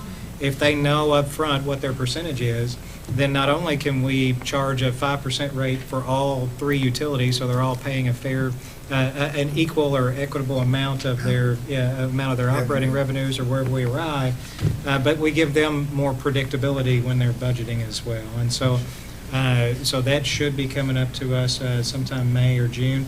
In one of our utilities, it's going to result in a significant decrease. In 2 of our utilities, it's going to result in somewhat of an increase. And for the end customer, it's not going to result in very much net effect on their total bill. But those will be discussed later on this month or next month. Right now, do you have the number of what your capital revenue is today? Do you know that number? Let me ask if are you referring to the amount that we're budgeting to spend on capital projects? No, I'm just saying, what have you got on revenue for that number? You said 6 months, you said you need $21 million. That represents the cost to operate the utility for... Right. How much do you have now? What's your operating cost you have today? Operating reserves. Yeah. It's about 23.8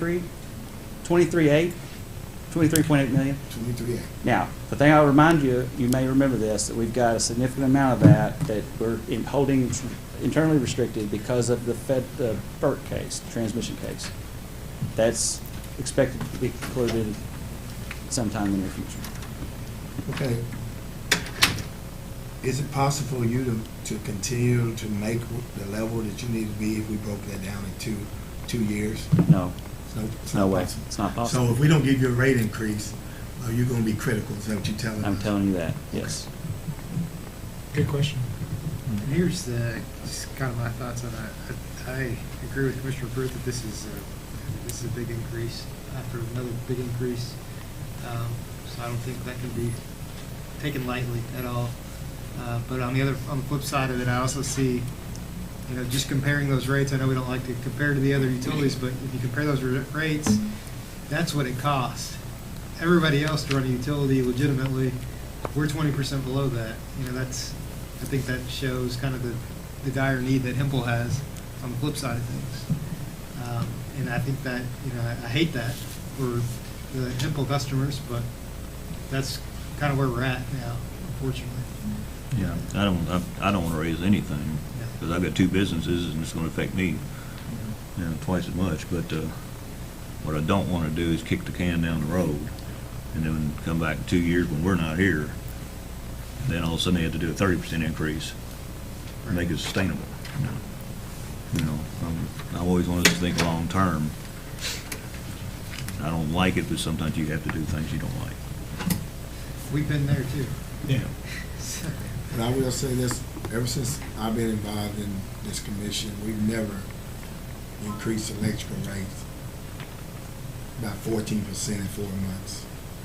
That's crazy. I don't care what kind of investment we put, hooking up cable radio, Hey, Commissioner, 14% in 4 months. But that 6% will, Yeah, I'm just saying, it but will, it's still. yeah, we'll recoup that cost, and, that's an investment in the future on that 6%. Now, the 9%, that's an increase. if I may ask the question, in your term, have you ever seen back-to-back inflation running 6 and 7% for 3 consecutive years either? Well, we know everything, we know the cost is going up on everything. It's impacted our costs just like it's impacted everybody that's got a business. Everybody's got it, but we know that, but you can't force people to cut thermostats down, make decisions, make it so you can't even afford to live in Henderson. That's what our counterparts are doing over, used to be veteran, now city.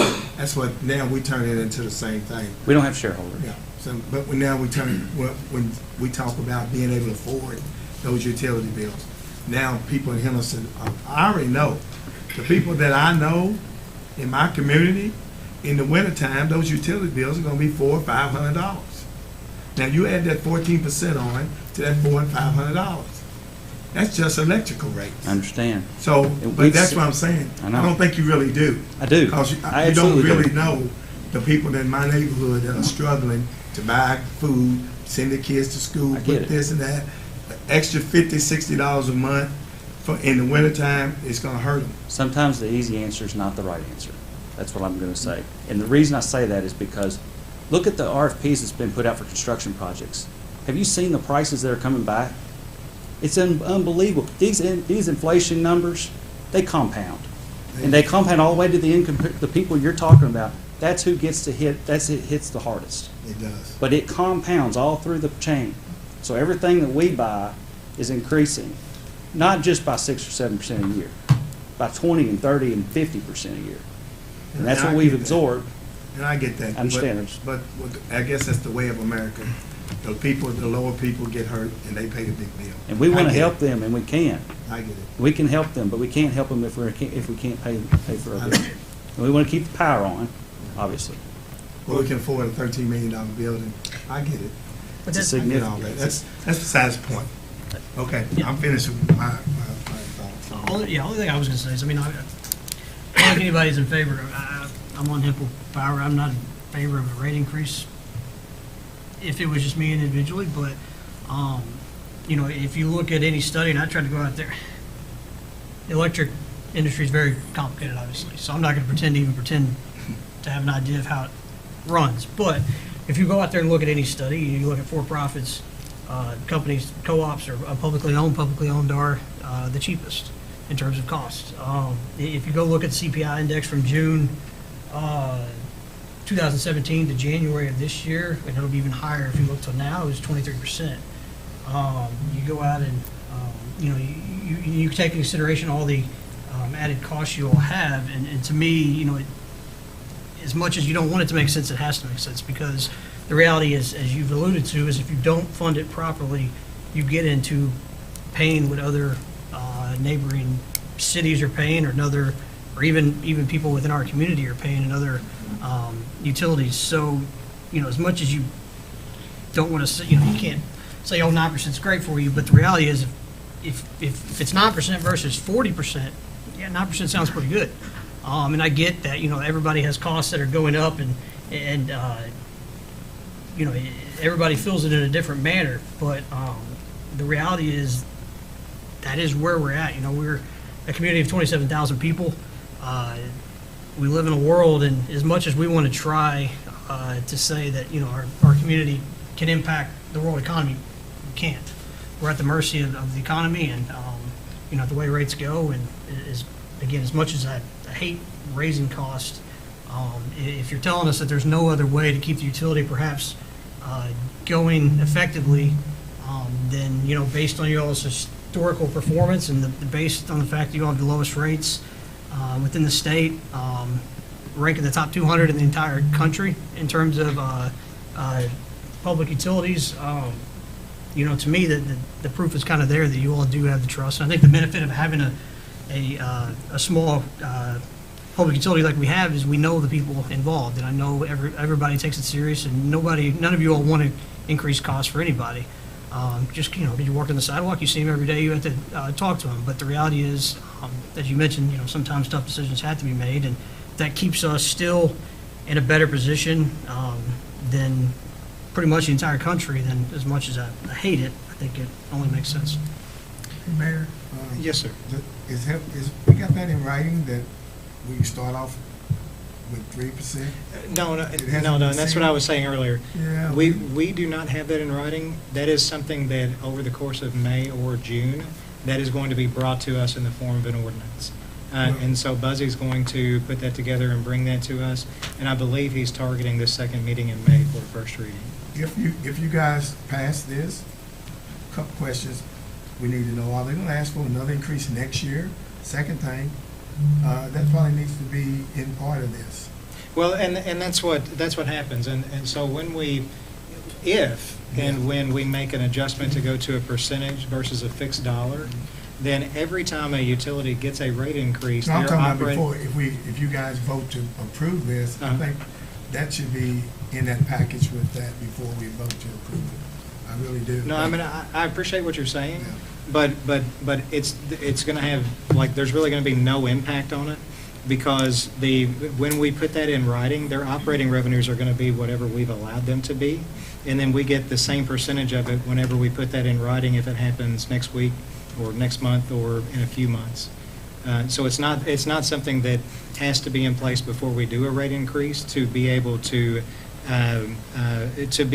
see some more return to us as a result of a rate increase. Correct me if I'm wrong. Uh-huh. Do the board have to approve The our board 5%? already approved it. Does the board have to agree with that? If we say, hey, we want you to start doing it now, they can say, hey, we're not gonna do that. Well, they could, but that's part of the partnership that we have with the utilities. And so they have already met with us and worked that out, basically. Whenever we've had all of our because we had, last year we had months of discussions about it. And we've been waiting until close to the end of this fiscal year to actually put that in place, to give them a chance to kind of plan for what is to come. And so now they're starting their new budgets, just like Brad had mentioned, and they're already planning in their budgets what we are anticipated to consider in a month or two. But good questions. Yeah. Good questions. If there are no more comments or questions on this specific issue, Brad, I wanted to thank you for being here and being part of such a lengthy discussion. It's obviously a difficult one for us to consider. We did get a motion and a second? Well, let me ask one question. Yes. I know you're doing your budget, and you're looking out 5 years. Are you planning to come back to this commission next year and ask for another rate increase? That's what I mentioned earlier. Once we know what these power contracts look like, and it'll be soon, it should be June or July, I'm happy to come back and inform you about what we know. I don't want to tell you something and then you hold it against me next year. So I'll tell you as soon as I know. Okay, good enough. Good answer. Roll call, please. Commissioner Thomas. Aye. Commissioner Pruitt. No. Commissioner Whitt. Aye. Commissioner Bowles. Aye.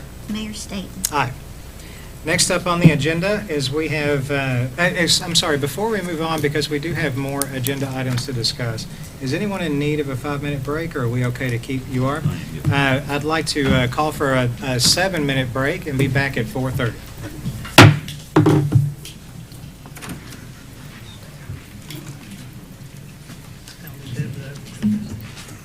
What's that?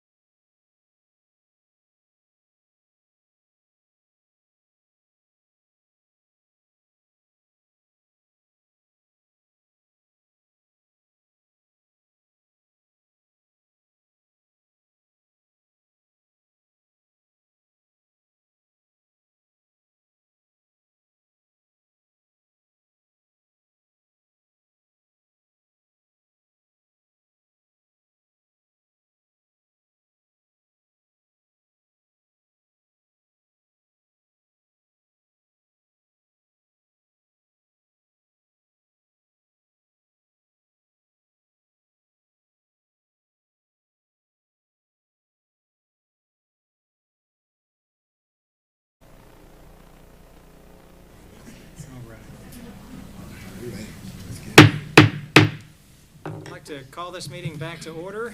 And next up on the agenda, we have an ordinance amending Chapter 7, Buildings and Building Regulations. Ordinance number 06-23, ordinance amending Chapter 7 Buildings and Building Regulations, Article 2 Building Code. An ordinance amending Chapter 7 Buildings and Building Regulations, Article 2 Building Code, Section 7-19 Permits and Fees of the Code of Ordinances of the City of Henderson, Kentucky. All right, before we get a motion, Steve, would you mind to come up and tell us a little bit about what we're looking at?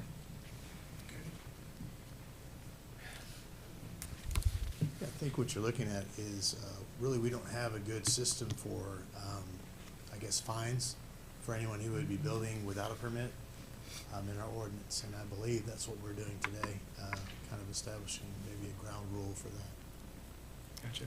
Thank you, sir. Appreciate it. Do we have a motion to approve, please? So moved. Do we have a second? Second. We have a motion and a second. Any comments or questions? Roll call, please. Commissioner Thomas? Aye. Commissioner Pruitt? Aye. Commissioner Whitt? Aye. Commissioner Vowles? Aye. Mayor Staten? Aye. Next, we have a municipal order awarding a renewal of organ transplant policy. Municipal order number 19-23, municipal order awarding contract for City of Henderson stop-loss coverage reinsurance. I think I did them backwards, but we're gonna do stop-loss first, Connie. That's what I figured. Okay. All right. Do we have a motion to approve? So moved. Do we have a second? Second. We have a motion and a second. Connie, if you don't Okay. mind, take it away for us, please. Certainly. Good evening. Thanks for letting us speak to you tonight about this renewal. Benji Mars, our BIM group strategist and aficionado, is available to do his presentation on this renewal. It is a good presentation, is actually recommending a reduction in our overall cost, but I'm going to let Benji take this over in the conversation. Thank you, Connie. Good afternoon, Mayor and Commissioners. Appreciate the opportunity to speak before you. Can everybody hear me okay? We can, sir. We can, sir, yes. Great, thank you. And please stop me if speaking you have any questions. This part of your health insurance makes up approximately, in between both the specific stop loss and the option transplant policy, about 7.5% of your total expenses. And although a small component of cost, is certainly probably the most important component, as it protects your catastrophic risk and keeps everything manageable. We have been with, for the specific reinsurance, which caps the individual catastrophic risk on every individual person insured by the plan. That's the protection for the city. This is completely transparent to anyone covered and would not impact them, and is nothing that's individually employee or member facing. We have been with Sun Life for the previous 8 years, and they've been a wonderful carrier and partner. Contractually, while we spend most of our time evaluating premiums, the contractual coverage, the language that protects the city is most important in considering these, and Sun Life has provided an incredible contract and very fair pricing. We've just reached a point where there's a considerable amount of claims that have been paid for this year, and in twofold. One, the City of Henderson earned a return of premium from last year's contract, and that was paid out within the last 30 or 60 days in the total of $140,000 because of good experience of the past. So Sun Life has paid that to the City of Henderson. In addition, from July through February of this year, City of Henderson has paid approximately $198,000 in premiums for that specific deductible, and Sun Life has reimbursed the city $371,000 of claims in excess of that stop loss limit, and those are expected to increase over the next month or two. So Sun Life justifiably issued a 17% increase renewal, which is about $100,000 of premium. It's purely based on that experience. I don't fault them. Matter of fact, in speaking with some of the folks we work regularly with at the City of Henderson, we anticipated that to even be higher. So although our recommendation is to leave Sun Life, I do want to highlight that they've been a very good vendor partner and one we would definitely consider in the future as we do generally look at reinsurance costs and proposals every single year. So with that being said, we did go to market and we did have 4 vendors return responses and proposals. The remainder of the vendors declined to quote or weren't competitive. And the vendor we're recommending to go forward with is Voya. We do have a number of criteria at minimum that a reinsurer must meet. They must be A-rated financially or higher. They must have contractual features that align with the best interests of the city of Henderson.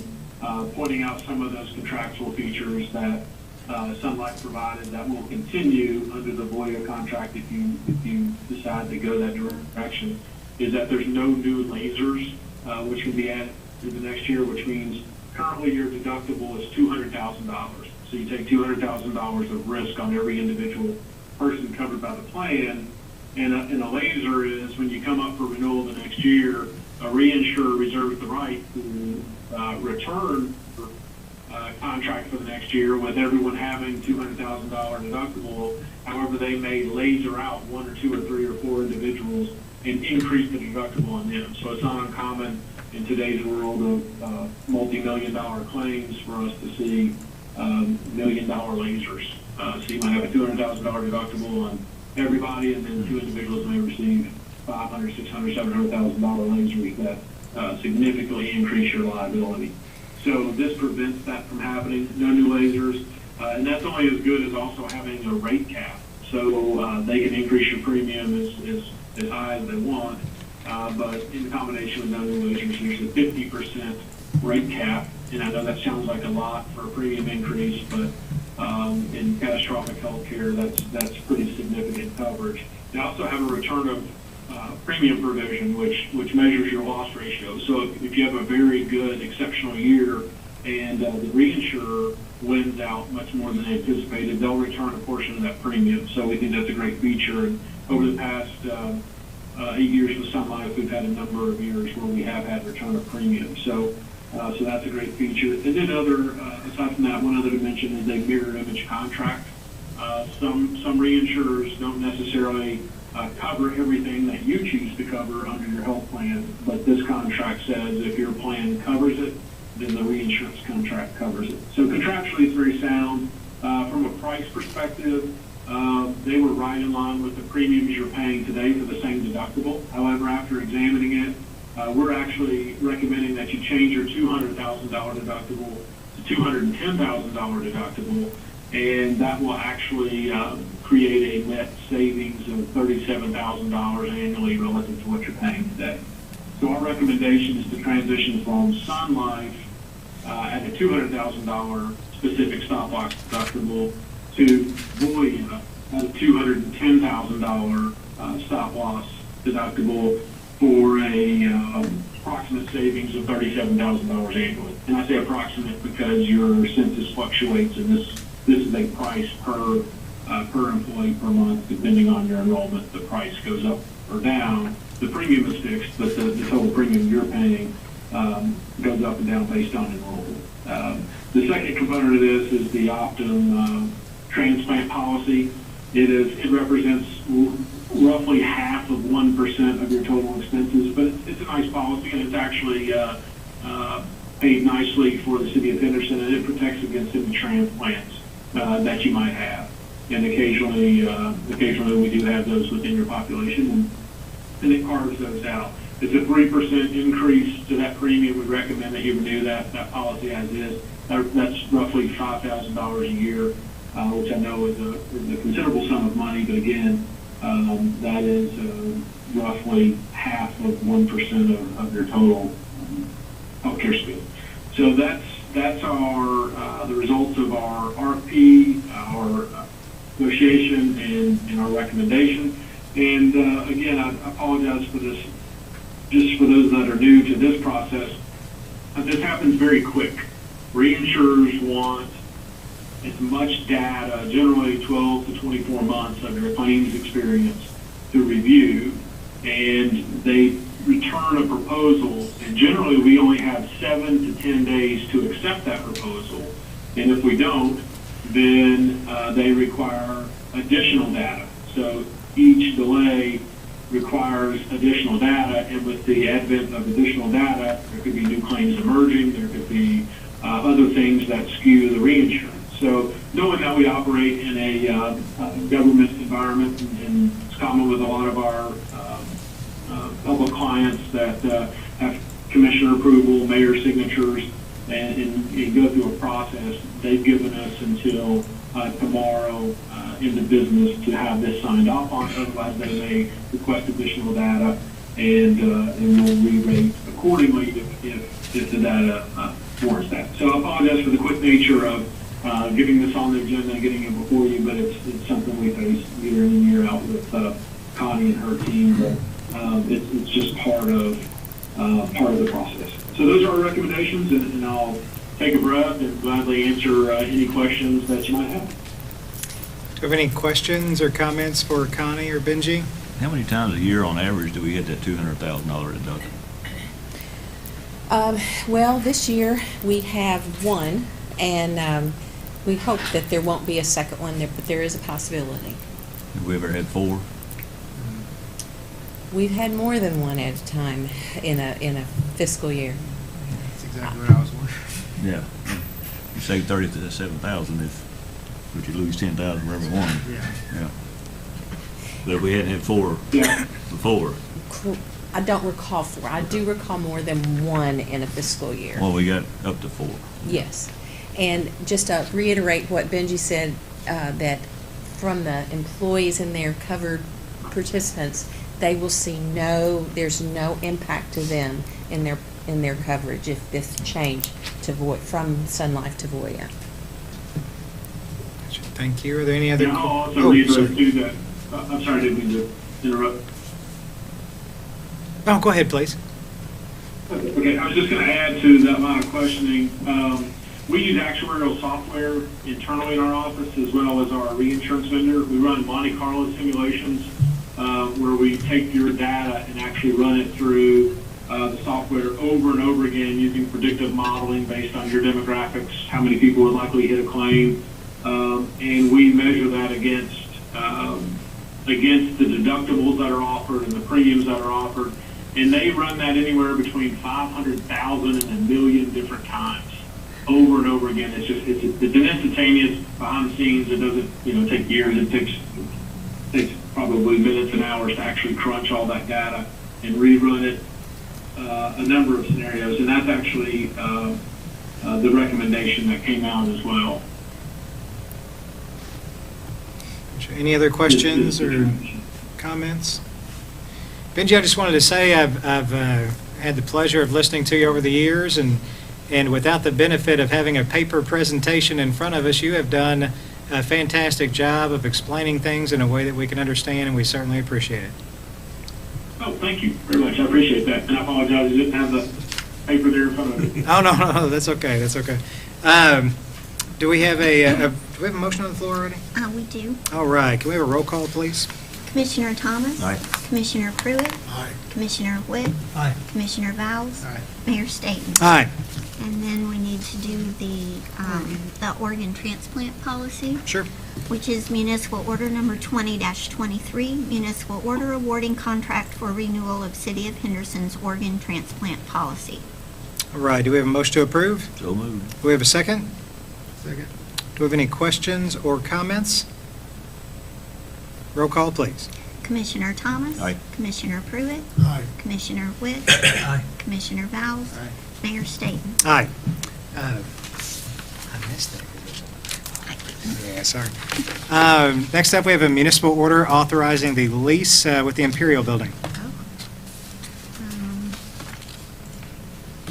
Municipal order number 21-23, municipal order authorizing lease of a portion of the property currently known as the Imperial Center parking lot on Water Street between the Imperial Real Properties LLC and the City of Henderson, and authorizing mayor to execute the lease.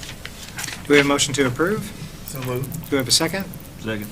And this refers back to something that we actually talked about a long time ago. It's just getting some paperwork in order for the people who are purchasing the property. We have a roll call, please. Commissioner Thomas? Aye. Commissioner Pruitt? Aye. Commissioner Whitt? Aye. Commissioner Vowles? Aye. Mayor Staten? Aye. Next up, we have city manager's report. Thank you. At this time, I'd like to ask Robert Gunter, our finance director, to come up. And this is in reference to the investment agreement with PNC Bank, and so we're just looking for acknowledgement of our intent. And so, go ahead, Robert. Thank you, Heath. As you guys know, you get a copy of the monthly reports from PNC, KLC's investment pool.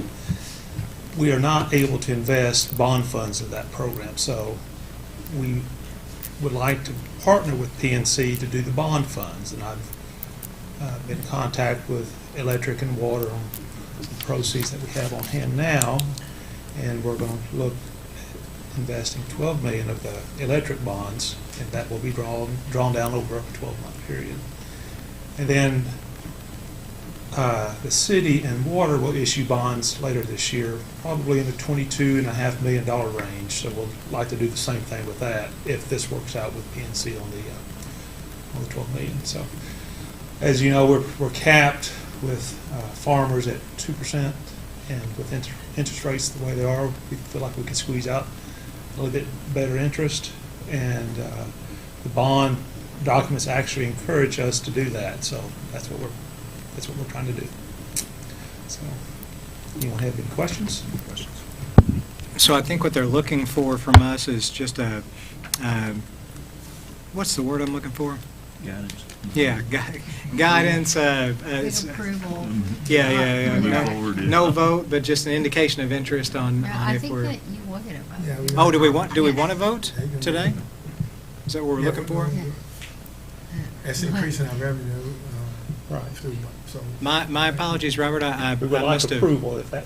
All right. I must have heard the situation a little differently, and my apologies. Do we have a motion to approve? Yes. Do we have a second? Second. We have a motion from Commissioner Pruitt, second Commissioner Vowles. Roll call, please. Commissioner Thomas? Aye. Commissioner Pruitt? Aye. Commissioner Whitt? Commissioner Vowles? Aye. Mayor Staten? Aye. Thank you. Thank you, sir. City manager report, continue. Yes. At this time, I'd like the police chief, Sean McKinney, to come up and give an update on the department to the commission. Thank you, commissioners. I'm going to push through this pretty quick. I got to get out of here at 5 o'clock, go to a track meet. But this has been a pretty heavy city commission meeting, and I'm going to lighten it up and let you all know what the police department's doing, okay? First thing I want to talk about is our public safety officer program. Has everyone seen the white Jeep driving around with the yellow stripes? Yeah. That is our public safety officer. And his name is Vernon Snodgrass. He began in January of 23 of this year. Vernon lives here in Henderson with his wife, Kylie, and his two daughters, Dylan and Ellis. He's a Navy veteran. He worked at Cross Point in Evansville for several years. And I just want to tell you all, Vernon has been a pleasure to work with. He's worked very hard, and he's made this program in such a short time a success. Vernon has already responded to over 120 calls for traffic-related service. He has already worked 54 accidents without injuries. That is a great help to our patrol officers. Each one of those takes time. I looked through the stack of things he's done. Some of those calls or complaints would take 2 officers and take over an hour to handle, and Vernon has done that for us. He's done a great job. We're going to assign him, we're going to talk about tomorrow, Vernon. He's here tonight. Stand up, Vernon, let him see you. This is him. All right. And I want the commission to meet him. But, we're going to talk about his next assignment's going to be, I'm going to have Vernon drive. We're going to get a map of the city, all the neighborhoods, and just have him drive and look for, we always have complaints of larger trucks, trailers, RVs, boats sitting in city streets. So we're going to have Vernon just do us an audit, and then we're going to come back and see what we've got and go from there. But anyway, that's about that program, and it's been a real success. I wanted to also tell you a little bit about a fentanyl update in the community here. As you all know, we had a real rough start to 2023. I would say epidemic measures is what it would have been. The spike was great. At one time, we were sitting on the 19th of January. If my memory serves me right, we were at 20 overdoses and 5 deaths. I've done a news conference. The mayor and I done a TV show up at News Channel 25. I pushed people into investigations. They worked tirelessly, served search warrants, and arrested fentanyl dealers. We've done a lot with what we had. We partnered with the Warm Center, with Brightview, Sparrow Health. We got into the business. We reached out to the Kentucky Pharmacists Association, who provided us with Narcan. And so we began to push that out in the community.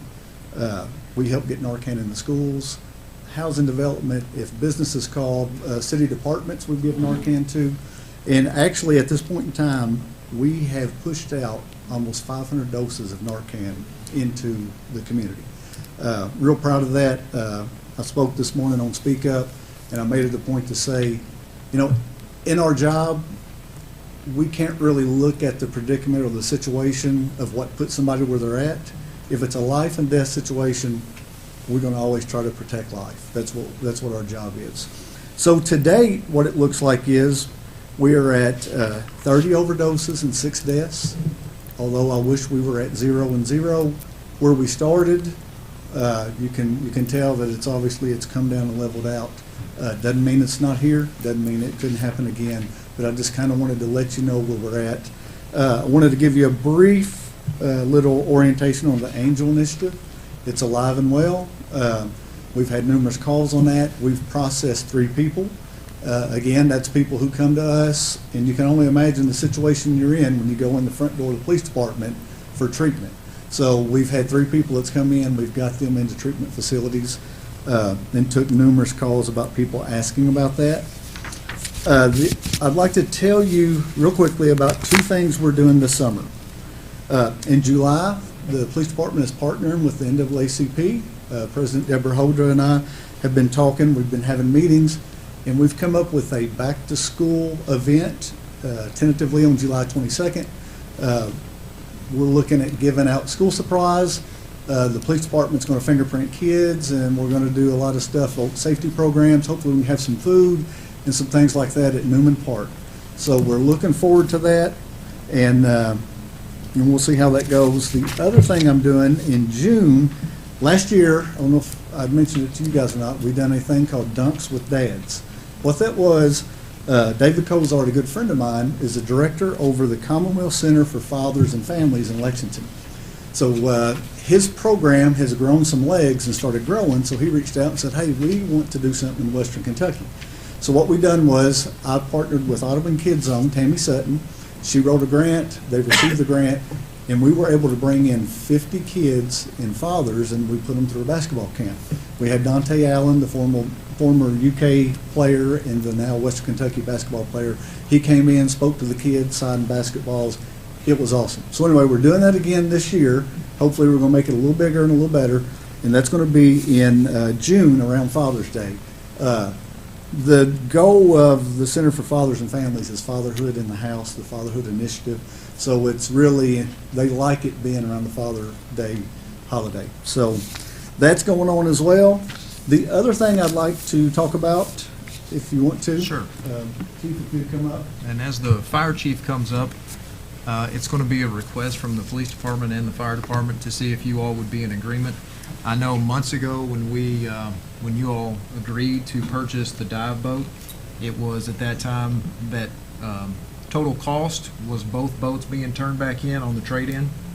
And so what's being presented to see if you're in agreement, the possibility of keeping one of those boats. But since you all agreed on it, on that price, we wanted to bring it back before you just to see if what your thoughts would be moving forward. And so, go ahead, Yeah, Chiefs. if I could please the commission and tell you, it really makes sense to have 2 boats, and I'm going to give you several reasons why. The first is we need a police department boat just for general enforcement. Just if there was a boating incident involving alcohol, a boating accident, if there was a domestic dispute on a boat. I mean, if we don't have a boat, it could actually be just 20 foot out in the water, and we really couldn't get to them. So just for general enforcement. The fire department's got a new boat coming. It's set up primarily for fire operations. Doesn't mean it couldn't be used, but we've talked about this before Chief Foreman left, and and chief here, and we're going to share whatever we have, but it just doesn't make sense. The other thing is, even though they have a new boat, there could be some quirks in it, and it would always be nice for a city to have a backup. To just put all your eggs in one basket is never a good idea. And when the fire department's in the water, and our dive teams work together with the fire department, when they're in the water and actually diving, which we sometimes do a couple times a year, unfortunately, with the river, they need perimeter security so barges and whatnot doesn't come into their area. So that our police boat, if we was to be able to keep one of the boats, would help provide security for that. If a boat just gets stranded, which sometimes they'll call from Indiana and say, hey, there's a boat headed down the river, a pontoon, runaway boat, if you will. The boat that we're wanting to get from the fire department is equipped to tow other boats. It's strong enough to tow other boats. Our police boat we want to turn in can't. It's very underpowered. It's not as big as that boat. The value of the trade-in is approximately $20,000, and I know before Chief Foreman left or whatever, he said that boat is worth way, way more than that. And matter of fact, the fire department's kept very good records and maintenance on that boat. And if I was looking at the receipts that Chief gave me yesterday, in the last 2 years, they've invested $4,000, $4,500 into a boat. So it's a very well-maintained boat. I spoke with Robert Gunther today just about the financial impact of it, and Robert said very insignificant, that, that amount of money would not be much. So that's for me. Chief, do you have anything? Just to reiterate what Chief McKinney said, it's very beneficial, regardless of if we have a dive team or not. We're adjacent to a very large body of water, so we need boats. Unfortunately, that's just one of the things that we have to provide. Our dive services are not dwindling. If anything, they're expanding. There's currently 2 operations with 2 separate law enforcement agencies that we're involved in right now for weapon retrievals, and they are tied to very significant cases. So that takes our dive resources, our boat potentially, and all of our equipment away from Henderson. So to have a backup boat that we're not just relying on, county resources and someone else, it's very beneficial for us to have that backup. And I equal it to, we have standby pumpers or reserve pumpers. They have reserve patrol cars.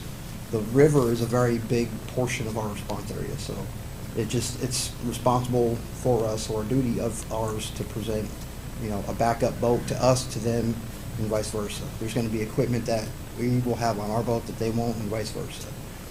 The boat that we would provide from the fire department was received from a grant, so it wasn't initially set up to be a fire rescue boat per se. We made the best of what we could do with it, but it's powered better than what the police department's boat is, and like Chief said, in order to tow in a vessel safely, we don't just hook up to it and pull them in. The best way to do it, or the proper way to do it, is to bring those people on board and then bring them in safely that way. And one of the other things is, law enforcement doing that themselves, there's other issues. There could be DUIs or other events that pop up on those boats that we don't know about. So it would just behoove us to make sure that both entities, because we're providing a separate service, both have a vessel capable of doing so. Any questions? Yeah. Chief? Oh, sorry, go ahead. Yeah, I think it's a no-brainer. If we got a boat that's good, keep it. Yeah. You always Worth more than what use we're gonna spare. get, yeah.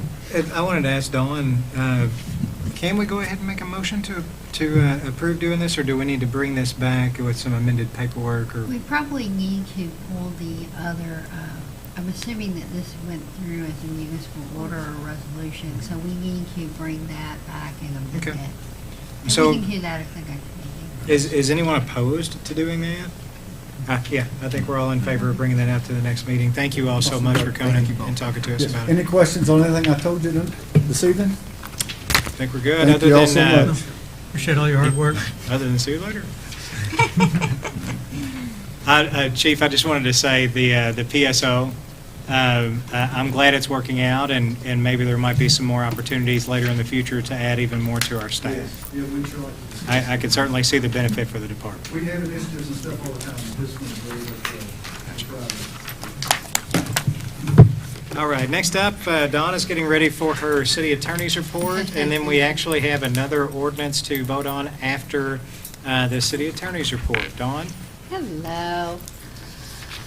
Nothing like ending the night with a little garbage, a little trash talk. Let's do a little trash talk.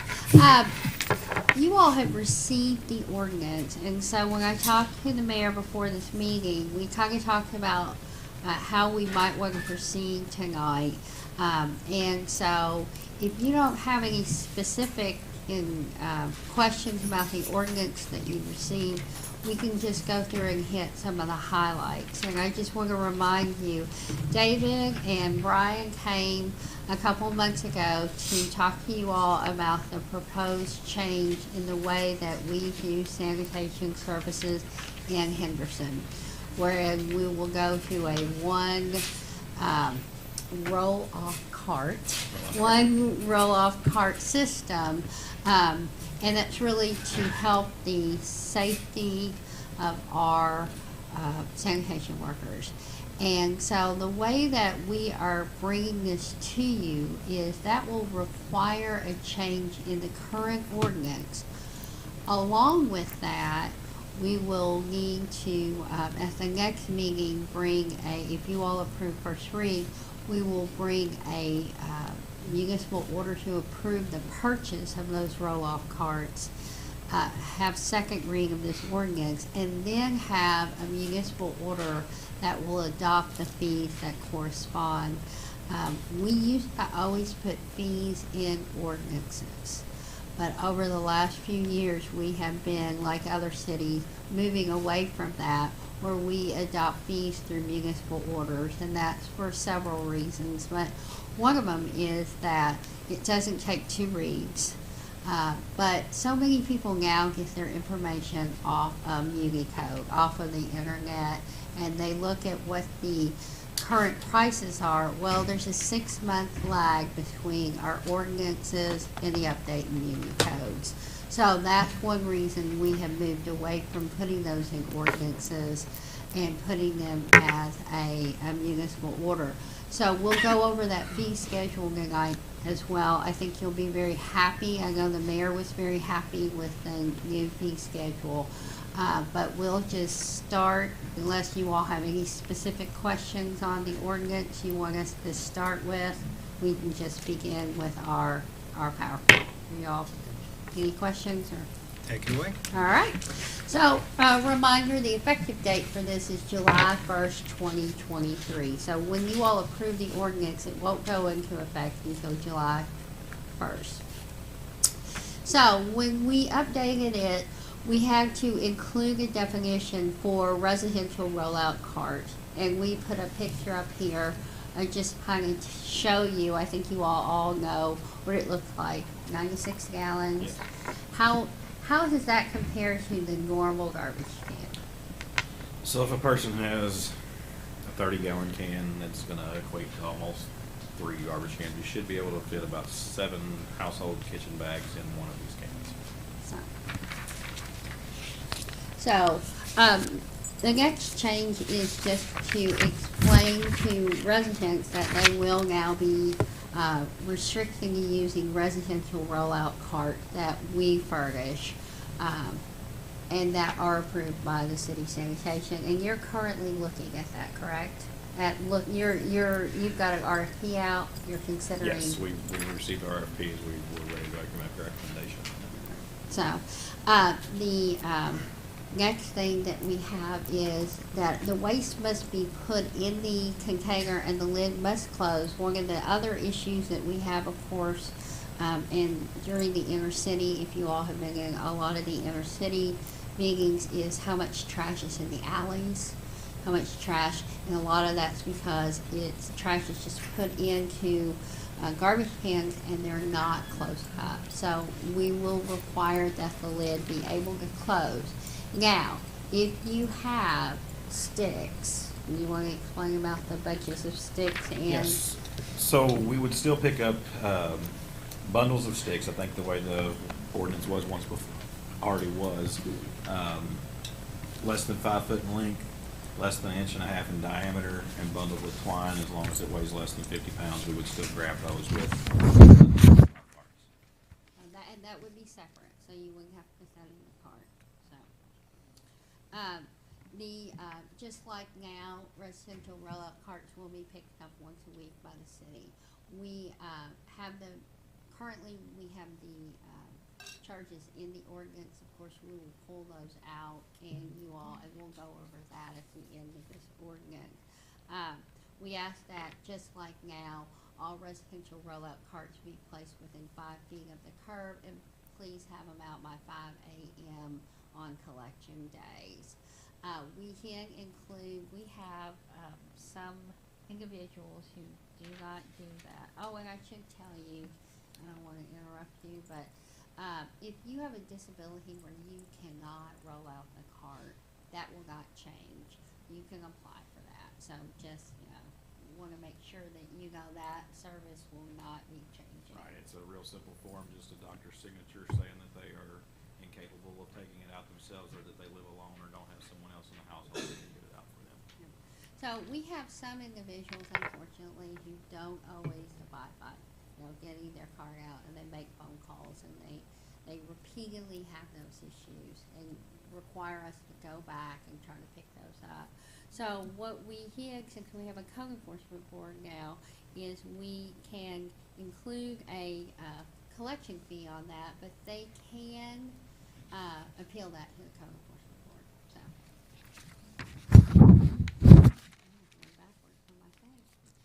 Prohibited materials. Do you want to go over this? Because when we started this, we said if we've got the opportunity to really do an update, really to protect our workers, we want to go out and we want to make sure that our ordinance does that, because what our workers currently are picking up is not appropriate, and it has caused a lot of injuries on our workers. We've actually had some people hide jugs of used oil in the trash, and then when the compactor comes down and squeezes all that up, it busts and blows all over them. Needle sticks and things like that. We obviously don't want any hazardous chemicals or anything like that in there. So I hate that we even have to talk about this, but raw human or animal excrement, we've had numerous of our guys get covered in it because people are putting it loose in their trash cans and things like that. So that's why we're asking that if you're going to put animal excrement, or human for that matter, that it be in some type of container where these guys are not getting it all over them. And I don't want to interrupt you, but David told us a couple of stories about sanitation workers who have gotten human excrement on them at the beginning of their shift and had to work the rest of their shift with that. So. Where are we at here? So, right here. Yeah, and then just no loose aggregate materials such as sand, soil, gravel, unbagged cat litter, rocks, building materials, compressed gases or liquids to be collected. No material placed by contractors or other individuals hired to remove. Leaves, grass clippings, and similar items will be collected. Solid waste facility, should be collected at a solid waste facility promoted by the Commonwealth of Kentucky. What we've had a lot of is contractors coming and doing jobs and leaving the mess that they've bid to haul off for the city to pick up for them. So that's what we're trying to get away with there on that. And just a few more small dead animals, how, some instructions on how they should be handled and how special loads should be handled. Actually, we've had special loads in the past, and we're just making sure that we've included what our policy has been in our ordinance on that. And on the contractor, we've told residents, owners, and households not to allow contractors to use their 96-gallon for the disposal of those materials, correct? So, and again, we also, because we are so fortunate to have a wonderful code enforcement board, we've also included customers who are consistently violating these rules, whether it's with human excrement or hazardous materials, that we can refuse to collect their garbage, but they, of course, have the right to appeal to our code enforcement board. So that is different. We don't currently have that. That would be a change in that. You want to explain how the rollout carts will work? Yeah, so each resident will receive one rollout cart included in their sanitation cost. They'll each have a serial number on it, and an RFID tag, which is a radio frequency tag, along with the readers that we will be getting from the manufacturer of the carts, to kind of help manage our assets and make sure we're able to keep up with those. So they will be tied to the address. They will have a tag that the reader can scan. So once the initial rollout's done and our guys are taken care of, putting new cans out, replacing, doing repair work, things like that, they'll be able to just scan the can that's coming in or taken out of our inventory, put the new one in, and hopefully have a system that we can keep up with. Our cans, they will remain the property of the sanitation department, and they are assigned to the property regardless of whether the resident sells or moves. That way it stays with the address. So, one other change in the, that we are currently, we changed our policy, but we're incorporating the change of our policy into our ordinance, and that is when you have to show verification at the landfill. And that has been a huge increase in our gate fee, correct? Absolutely. Collection. Our out-of-county loads have gone from less than $100 a month, sometimes even closer to $50 per month for both, individually CD&D and solid waste, to up over the last 3 months that we've been doing this, over 300 to 350 out-of-county loads. So there was that much coming in from other counties that were telling us from Henderson that we're putting the burden on our citizens. And so I know it was kind of trivial at first, but it's to benefit the citizens, and it has made a dramatic increase in what we're bringing in for Henderson. Before we go to the rates, one of the issues I know that when we've discussed it with citizens, that they're fearful of is what happens if I can't fit all of my rubbish into my 96-gallon container. So what are the options for citizens? So the first and easiest option is we would provide an extra cart at $5 per month. We do want to have that as a 6-month minimum so that we're not constantly buying and putting carts out for 1 month and bringing them back. For $5 more a month, you can have twice the trash pickup of the one 96-gallon container. They also will still be able to dispose of their solid waste at the landfill for free for city and county residents. There is a charge on CD&D, but the trash, solid waste, all that is still free to the city county residents. And what else were you going? Oh, they also special loads. The special load pickup. So if they do have a large load of brush or something, kind of like we do now, cleaning out a garage, cleaning out a house. You can call the street department, and for $30 for a 1-ton load or $60 for a 2-ton load, they will come and pick that up for you. So now we'll go through the charges, and I thought it might be easier if you all actually had the handout, but we did put the charges up on here as well. So really the change in the charges, you might want to go to the back page first. You want to explain how? Well, I think initially we had presented a $1 increase per year in the work session that we did up until like till we had $24. And so what we have done with finance and talking is that we've actually decreased that to 50 cents a year, but changed the gate fee on the landfill to I think we're adding $1 per ton for the commercial haulers and out-of-county residents for solid waste. Your city county residents are still free. CD&D, we're adding $1 for residential because everyone does have a CD&D rate at the landfill per ton, which that's also prorated by every 400 pounds. So that doesn't mean you're going to pay that full $1 on there if you're not bringing in a full ton of CD&D.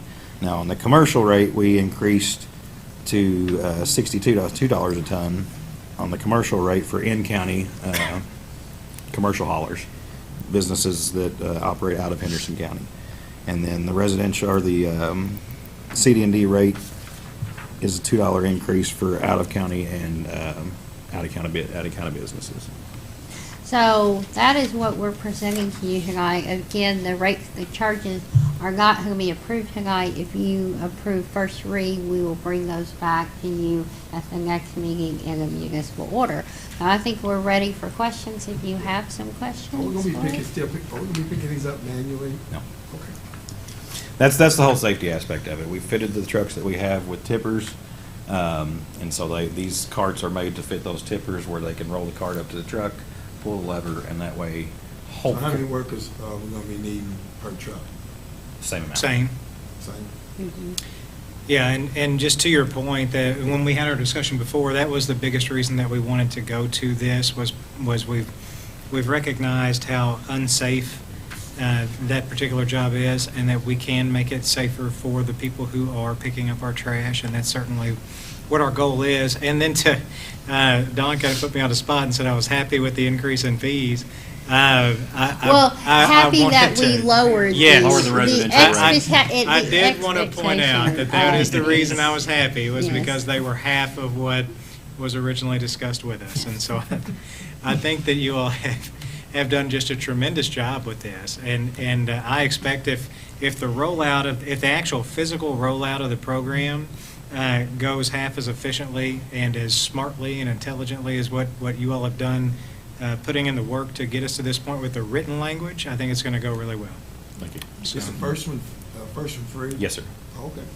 Yeah. That's included in your sanitation fee. Any other questions or concerns or comments? All right. Well, thank you all for the presentation, and then I believe we're going to go ahead and read the ordinance amending Chapter 14 relating to sanitation collection. Ordinance number 07-23, ordinance amending Chapter 14 garbage and refuse. An ordinance amending Chapter 14 garbage and refuse, Article 1 in general, Section 14-1 definitions, Section 14-3 collection and disposal, and Section 14-4 household containers. Article 3 transfer station residual landfill, Section 14-47 use by non-residents, and Section 14-50 fee schedule and penalty for late payment. And Article 5 rates and charges, Section 14-90 residential rates, and Section 14-91 special charges of the Code of Ordinances of the City of Henderson, Kentucky. All right. Do we have a motion to approve? So moved. Do we have a second? Any other questions or comments before we go to a roll call? I just want to I'm glad that we kept the workers. Yeah. Yeah, I'm happy with how it turned out too. You know, we had a lot of discussion, and one thing that I didn't say is that all the points that we made back when we had our work session were taken into consideration and adopted beautifully. And so I really do appreciate the work that's been put in on it. Thank you. Roll call, please.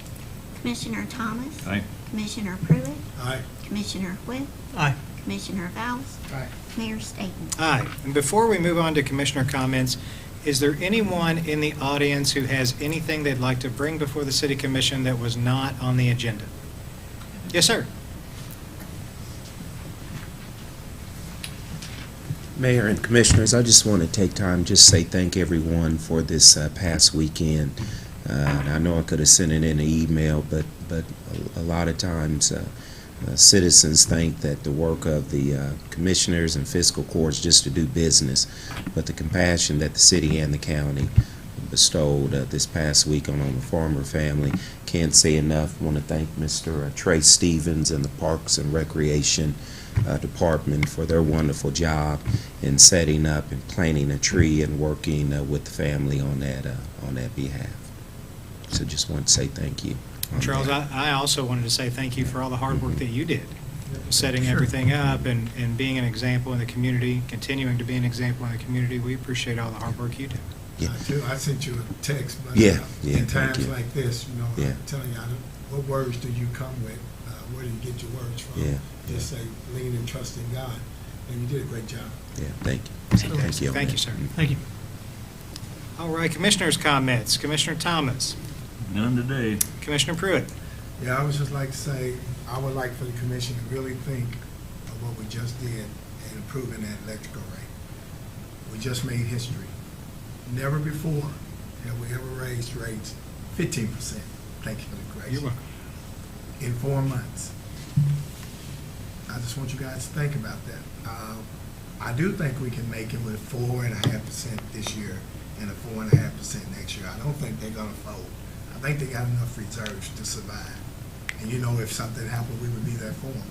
But to put on 15% on the taxpayer in 4 months, we just made history.